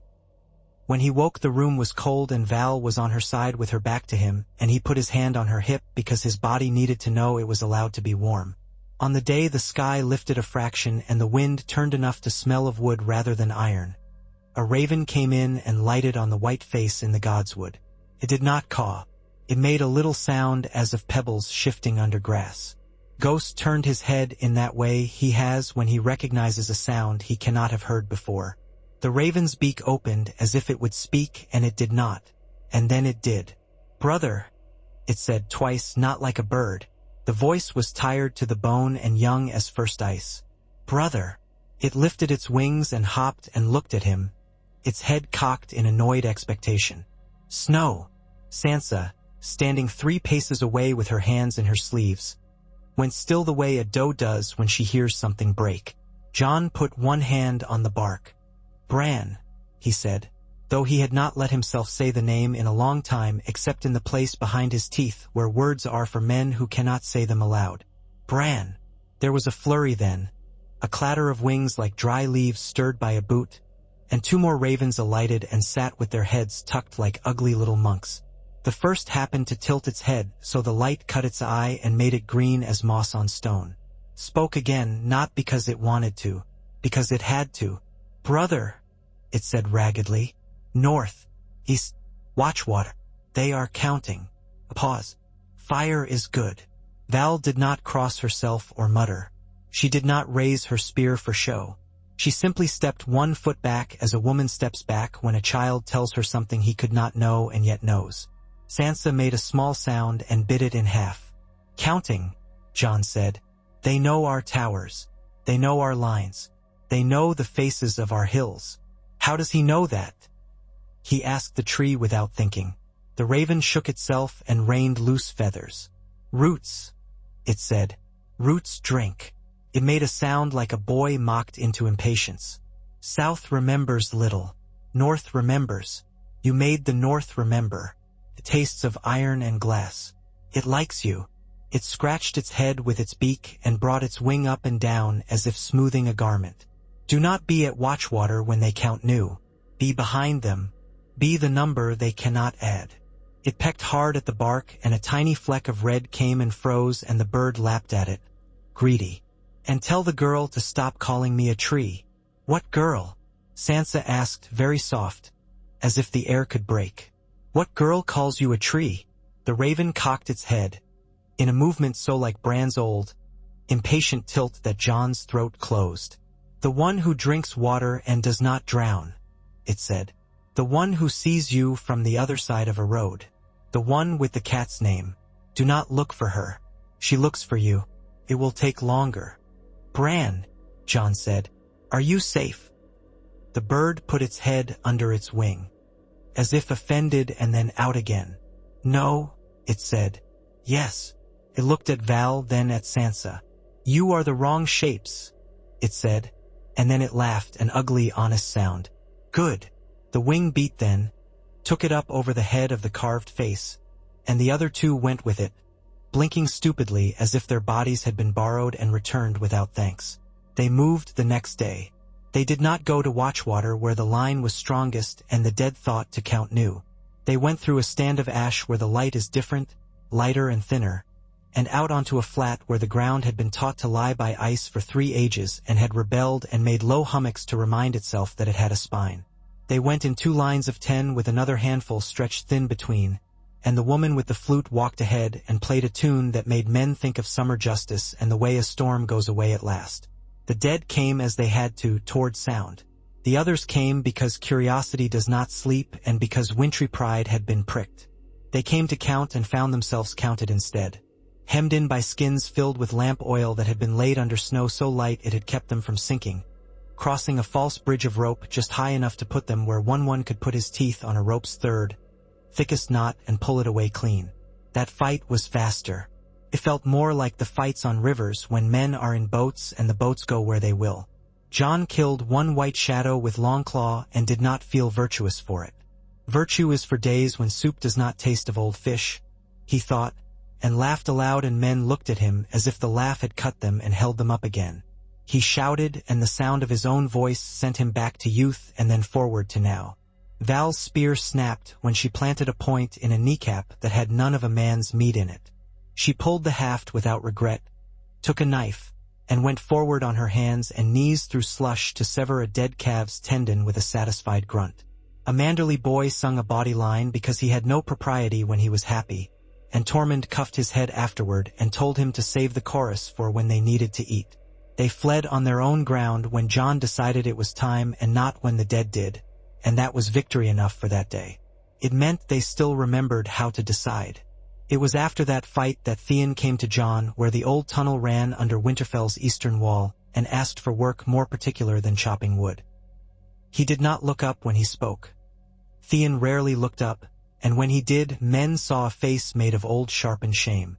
"The men you are fighting don't know what it is to have been owned by a smile," he said. "I do." Roose had a silence that made some men eager to fill it. Ramsay had a laugh that made other men laugh and throw you into a pen and give you a new name and make you eat it. I know men who still jump when they hear such sounds in their heads. Let me take a handful and open some doors inside those heads. There are bolts that can be slid without a hand. He had earned the right, Jon thought, to be listened to like a man who could tell others where pain hides. "What would you do?" he asked, and Theon told him in a low, careful voice, the voice of a man who has learned to talk through splinters. They went to a village where some of the men who had once cheered for flayed men banners had taken to keeping pigs and pretending they had never owned red paint. Theon walked through a door sideways like a man who expects a kick and did not receive one. He spoke to a butcher who had once been proud of his knives and who now wrapped cheese in old cloth as if knives had been a dream. He spoke to a boy who had found pleasure in throwing stones at birds and who had learned to carry water without crying. He spoke to a man with 3 missing fingers who had lost them to frostbite when he wasn't allowed a blanket. He told them there were doors in their minds that could quiver when a voice like Ramsay's spoke in a hall somewhere north. He told them those doors could be jammed with a wedge. He told them if they felt their hands wanting to do the wrong thing, to sit on them. He told them to tie their wrists with their wives' hair. He told them to teach their wives where a man's head becomes soft bone behind his ear and to feel for that place if their man ever tried any old tricks. He told them to say Jon's name aloud when the cold came and to say Val's when they needed to find warmth. It was not noble. It was useful. Jon blessed him for usefulness. We are all things that are not noble for most of our hours and yet live, he thought. That must be enough. Wyman Manderley came one evening with a thing he had been warming in his head for a week and laid it on the table the way a man lays out a plan for a pie that will serve more mouths than the pan should hold. "My wireless rots in a fry cell," he said briskly, as if not to let his voice crack. "Or so I am told, or he walks free and waits to be murdered, or he is fed like a goose, or he eats rats, and none of the men who tell me this have their some straight. If I have to break him out, I will do it by sending men south. I would rather not. South is rotten. Spoils men. Let us convince the Freys that their knives will not avail them here, that they can hold my boy only if I am too busy to come take him back. Send a few heads back instead. Freys in this hall, Freys on that road, Freys with bells on their boots. There are Freys aplenty. Find me 3 and send them south in pies that do not sing songs. Let the river lords smell butter and fear. It will remind them that north is not merely cold, can be hot in corners. You would make us what we hate," Sansa said, as if thinking aloud. "We hated Walder's bread because of what was done under the roof. We could have answered blood with blood under an open sky and kept our customs. We did not. She met Wyman's gaze without blinking. Will you teach me to bake a pie that becomes a law? I will learn. But do not lie to me about what it is. Wyman's eyes shone wet less from sorrow than from admiration. Lady, I do not lie about food, he said with dignity. The gods watch a kitchen closer than they do a bed. We did wrong the once we did. We did not do it under this roof. This was a hall of lies not of our making. I propose we bake in our own anger now. We will not force the mouths of innocent men full of other men's grease. We will send back the guilty. It will smell right from the ovens. It will smell of justice and onion. And of the north, Jon said. I will not say no to spite when it stops short of sacrilege. Choose your phrase carefully. Do not take men who only bear the name. Take the ones who used it like a flaying knife. They are always the ones who bray loudest when they ride, Wyman said dryly. I have learned to hear a man's cruelty when he laughs. Val listened and learned, and when the meeting broke she followed Sansa through the door and down to the kitchens. She leaned against a post while Sansa put her hands into flour and taught a girl with raw red knuckles how to turn dough properly. You would make a thing you hate into a thing you can live with, Val said. That is half of what we do, Sansa said simply. The other half is not to put the first half in a song. It makes men ambitious. She turned to Val without theater. There is another thing. There must be a match. Not now. Not for my sake only. For the veil. For these men who wait to be told their honor was perfect even if they were careful. Peter thinks to make me his key. He will try to bring Ser Harold here on a leash. I would prefer to choose the hand that holds me. If there can be a match that brings the Ares steel and the moon's watchman into the north without letting Peter keep the bow, I will make it. Do you know a boy who wishes to be brave and who should not be? He would be best. He would let me do the thinking. Val's mouth curved slow. You are iron, she said, but not the kind iron that breaks in cold. The kind we make in fire with snow on it. Good. She brushed flour from the back of Sansa's hand with a thumb and left without ceremony. Women who have learned to do their own things do not hug when there is dough. In the days that followed, Stannis moved out to the crofters' village to sit a day and make himself remember what men look like when they are doing their small work without a king. He sat a day at the watchtower nearest the White Marsh and taught 2 boys how to mend a buckle. He sat another day in the glasshouse and let the steam soften his scars while Shireen read to him in the careful cadence of a child who has been corrected in a cold room. Celis scolded everyone in a 10-yard circle for sloth and looked very pleased with herself. Melisandre watched the flames and tried to make them tell her a story that did not begin with her own name. She found nothing to burn without shame. In that she showed sense. The others came twice more in force before the deepest snow began to give. They did not learn to love oil or false ice or the part of rope that comes away when one pulls on it. They learned to cut faster, to distract with 3 dead horses while 5 dead men crawled under the brush where a child's tracks told them a door was near. They learned to move around towers they could not have, and Jon learned where his worst men had been and made them better and sent them to the places where their weaknesses would not break anyone else. They learned each other. Sansa, on a walkway, went from door to door with a basket of oilcloth-wrapped knives and dragged 2 boys by their ears into a room where the bolts had not been set and set them herself and wrapped the door twice the way her mother would have done and told herself not to weep as she ran. Wyman Manderley, sweating rivers, stood on a table and chopped at the hands that came over the sill in his hall as if they were potatoes.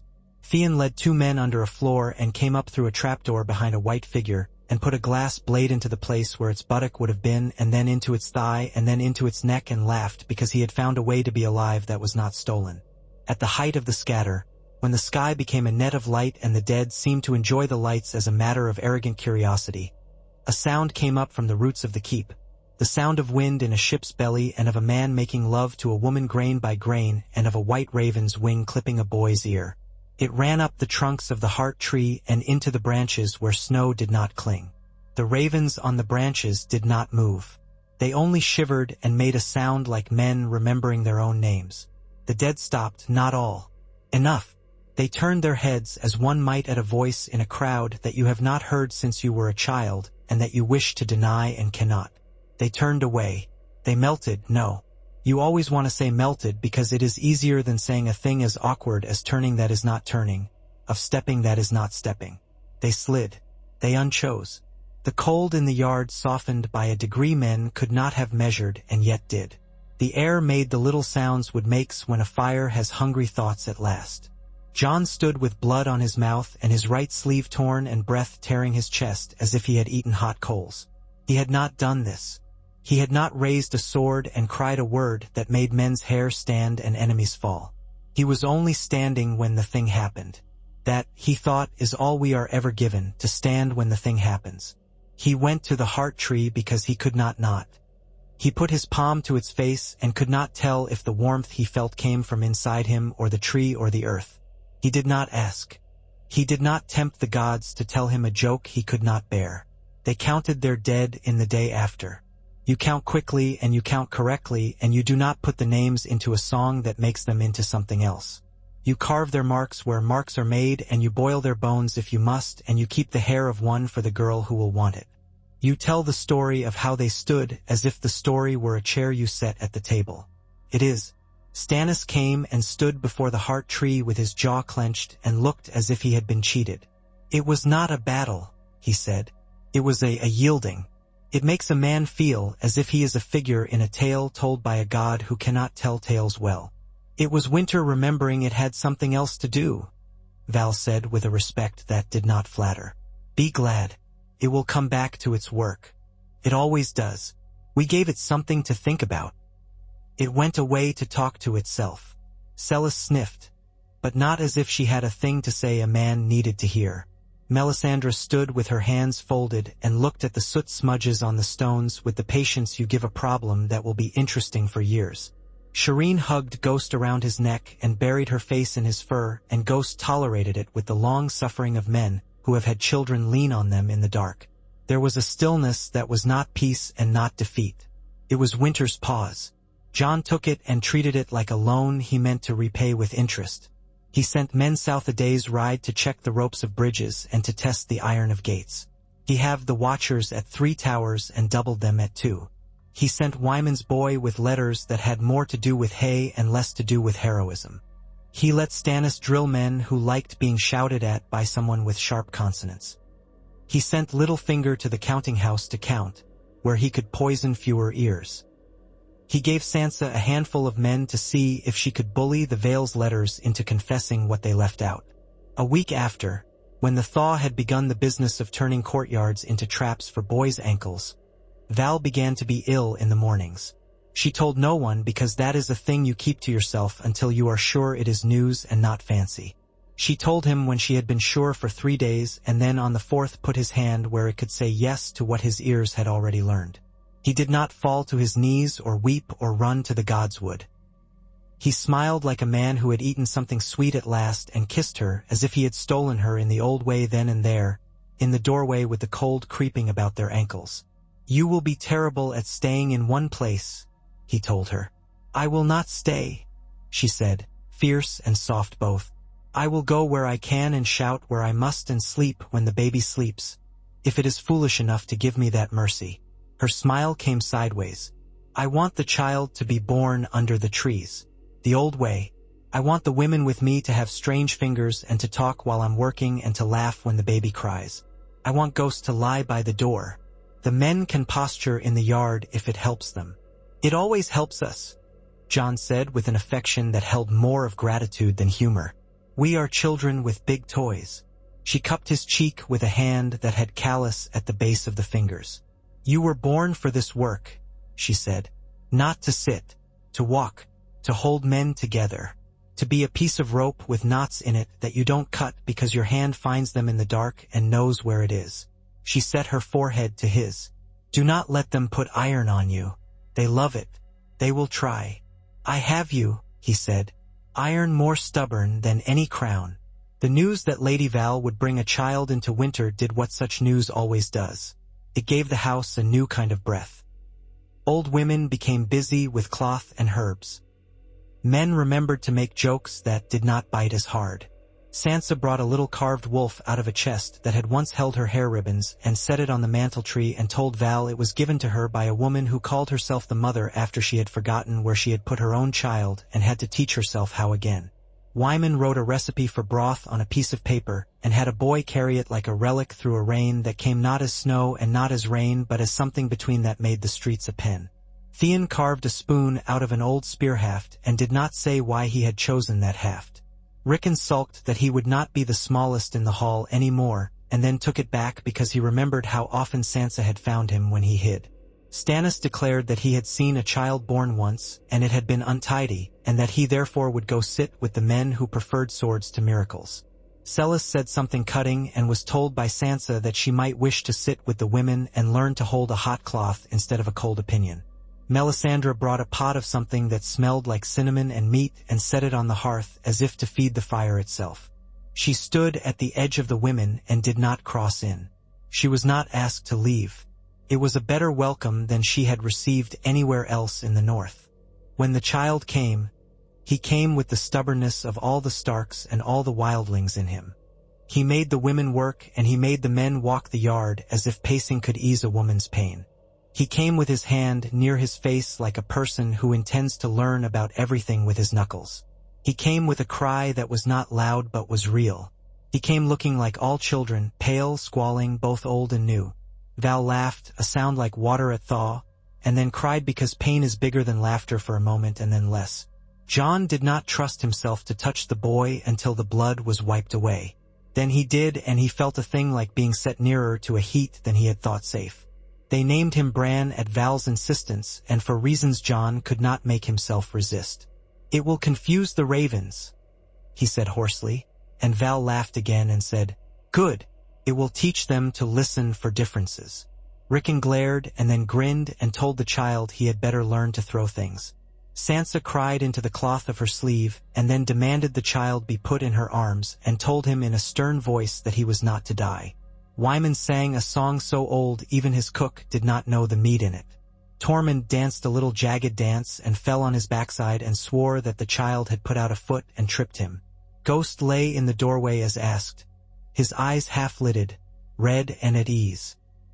He had not lifted his head during the to-do and only did so afterward when the baby's small mouth took the air with hunger under its tongue. He sniffed, sneezed, put his head back on his paws, and sighed in a depth that told the room the house's spirit was satisfied. The others did not come that night. How could they? The world was busy. In the season that came, the one men call spring with irritated faces, the Pact of the North moved from a habit into a thing you could point to. Letters went under seal from Winterfell that said a woman who says yes is a wife and a woman who says no is a rock and you will break yourself on her if you try. They said a boy who steals a sheep pays with work and not with fingers. They said a man who opens a gate to a nightwalker will sleep in the snow with his face away from the fire. They said that if a highborn man took a poor meal at a low table, he would be given the best the house had, and that he would thank the house by using his hands to fill a woodpile before he left. They said that if a free folk man loved a daughter of the north where a red door swung, he could come to the yard and say it and be tested by three things: by running and by standing stones and by women's eyes.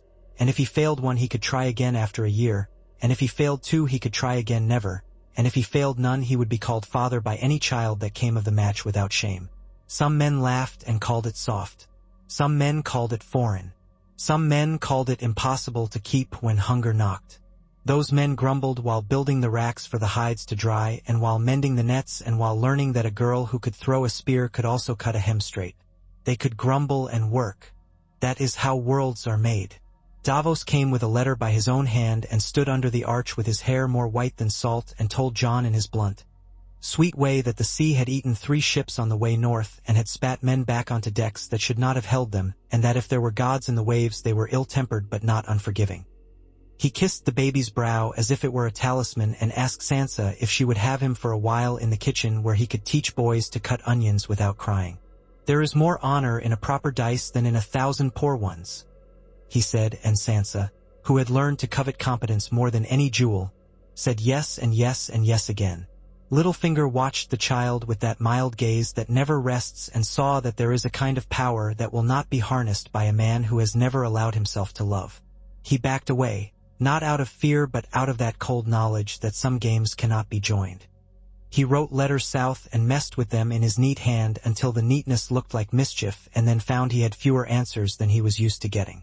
Jon Royce wrote back with a hand like a tree branch, agreeing and not agreeing, as is the fashion of men who keep their hats on indoors. Nestor Royce wrote with a hand like a man holding a spoon and invited Sansa to visit the gates of the moon when wint. Listened. Ser Harold wrote a short note because he was being ridden by a woman who wanted him to practice a lance, and because he had little to say beyond a wish to be kissed by someone grown. Theon had a child's laugh with Bran in arms, once, twice, when the curves of the boy's mouth found a sound that made air itself warmer. Then he put the laugh away because he did not feel entitled to it. He came at night to the godswood to sit on a bench and look at the carved face as if it were a man who had once done him a kindness. He said no prayers. He held his scars in his hands and did not find them lighter. After 2 nights Sansa came and sat without speaking, and after 3 nights she put her hand on his, and after 4 nights he wept without noise, and the trees did not mind at all. Stannis left when the roads had become lines of mud that can teach a horse new tricks. He took his men and his banners and his phrase on ropes and left behind one banner, a dark stag on a field that had once been bright fire and was now more like old straw. He did not take Melisandre. She did not ask to go. Celis went and was glad to go, if only to tell tales south of people she had not learned to understand north. Shireen hugged Sansa with the seriousness of a child who knows that such gestures are magic, and pressed her cheek to Jon's breast and kissed the top of Ghost's head with no fear, because she liked white things and Ghost is very white. Davos cussed in a pleased way and told Jon to keep his hands warm and that he would be back before winter learned to pronounce his name again. Before he went, Stannis stood under the heart tree with Jon and did not waste words. "I wish you to fight men," he said. "It is easier than this, but I will fight what comes and call it war and not wonder. Keep your rope. I will keep my iron." He stuck out his hand and Jon took it. Stannis's clasp was dry and hard. "Do not let men make you king. They will want to. Make the boy king if you need a king. He will be better at it than you are because he is a boy. He will learn from better hands than mine," Jon said. "No," Stannis said. "He will learn from yours." He swung up into his saddle and did not look back like men in stories do. Men in stories never have the wind in their eyes. The spring that followed that heavy winter was a spring in name. It did not bring flowers in heaps. It brought work you could do without your fingers cracking. It brought women dragging new thatch the color of wheat across frames that were not yet dry. It brought boys running in yards and men scowling at mud with expressions that would have been comical in any other season. It brought letters from the south and more ravens than Jon liked, though fewer than a man should fear. It brought a bear into the low orchard that had forgotten how to sleep and had to be sung to and then chased with pans. It brought a dozen quarrels a week that could be settled in an hour rather than in 3 deaths. It brought an army of small things. And in the summer that was called summer because men must have hope in their mouths or their mouths become too sharp to carry soup, the day came when Arya Stark walked in from the east with a pack on her shoulder and a step that did not apologize, barefoot, with a sword on her hip that made half the yard laugh because it had been a stick once, and the birds went mad in the trees because they recognized her. Sansa did not run and scream the way a play might tell a woman to. She stood in the doorway and put her hand on the lintel and shook once and then went forward and wrapped her sister up like a thief and put her face in Arya's neck and laughed like a girl. Arya tolerated it for 3 heartbeats and then did the hugging as if she were learning a trick she had scorned. Jon stood 2 paces away and did not move and then moved as if his feet were remembering a dance they had not learned properly, and he put his hands on Arya's shoulders. She leaned her forehead on his chest and said, "You smell like wood and dog," which is how you tell a man you love him when you are who she is. Val watched with her head tipped. "You made it," she said with simple respect. "We would not have come to fetch you. We would have gotten lost. Was the road good?" "It had teeth," Arya said and grinned. The grin had a wolf in it. "I bit back." She put her hand on Bran's head. The baby made a face at her hand and then wrapped his fist around her finger, and she frowned at him with awe and disdain. "If he bites, I will be impressed," she said. Otherwise he is only a baby, and I do not see why you are all wet about it." "You were a baby once," Sansa said, putting a hand through Arya's arm in a way that did not ask. "I was not," Arya said, and allowed the arm there. Letters went south that day with words that had been kept behind teeth for years. Names were made whole again in mouths that had cut them. The Vale began to write more often. The Riverlands ravens landed heavier. Some were men who had thought their tricks would last as long as winter looked up and found themselves wrong. Littlefinger poured himself a cup of wine and then did not drink it and instead went to cook onions and explain to a boy why you cut this way and not that. The North did not become gentle. The North became itself. Men still died and doors still grew thin and winter still announced itself at odd hours. But there were rules that had become not a script to be recited at feast days, but a rope that lay in a yard that your hand could find in the night. There was a boy with jam on his sleeve who learned to hold a knife the right way because a free folk woman had told him so and made him drop it and pick it up again until his fingers remembered. There was a girl who had learned to be a cat who now learned to be a wolf in a house that had been ash and hate and was now more often full of harmless lies and small kindnesses. There was a man with hair white at the temples who had learned to say no to crowns, not because he was afraid of them but because he had understood they take your hands from the work. There was a woman with hair like frostbloom who had a child on her hip and her spear in her other hand and who laughed at morning and spat at bad omens and who would not call herself princess because she knew that words you don't deserve burn your tongue. There was a wolf who had learned to lie by a hearth sometimes and a giant who had learned, at last, to step gently when a boy slept. In the far north there were ravens in a tree and a boy under the roots of that tree and a man with a face like stories and a girl with leaves in her hair and a great old thing that is not a thing and a whisper that went along the roots and the streams and the strings of ice that tie the world together. The whisper said, "Simple." The whisper said, "Hold." The whisper said, "Bend so you do not break." The whisper said, "Remember." It spoke not in a voice but in the way a heart keeps its own time. And the North did.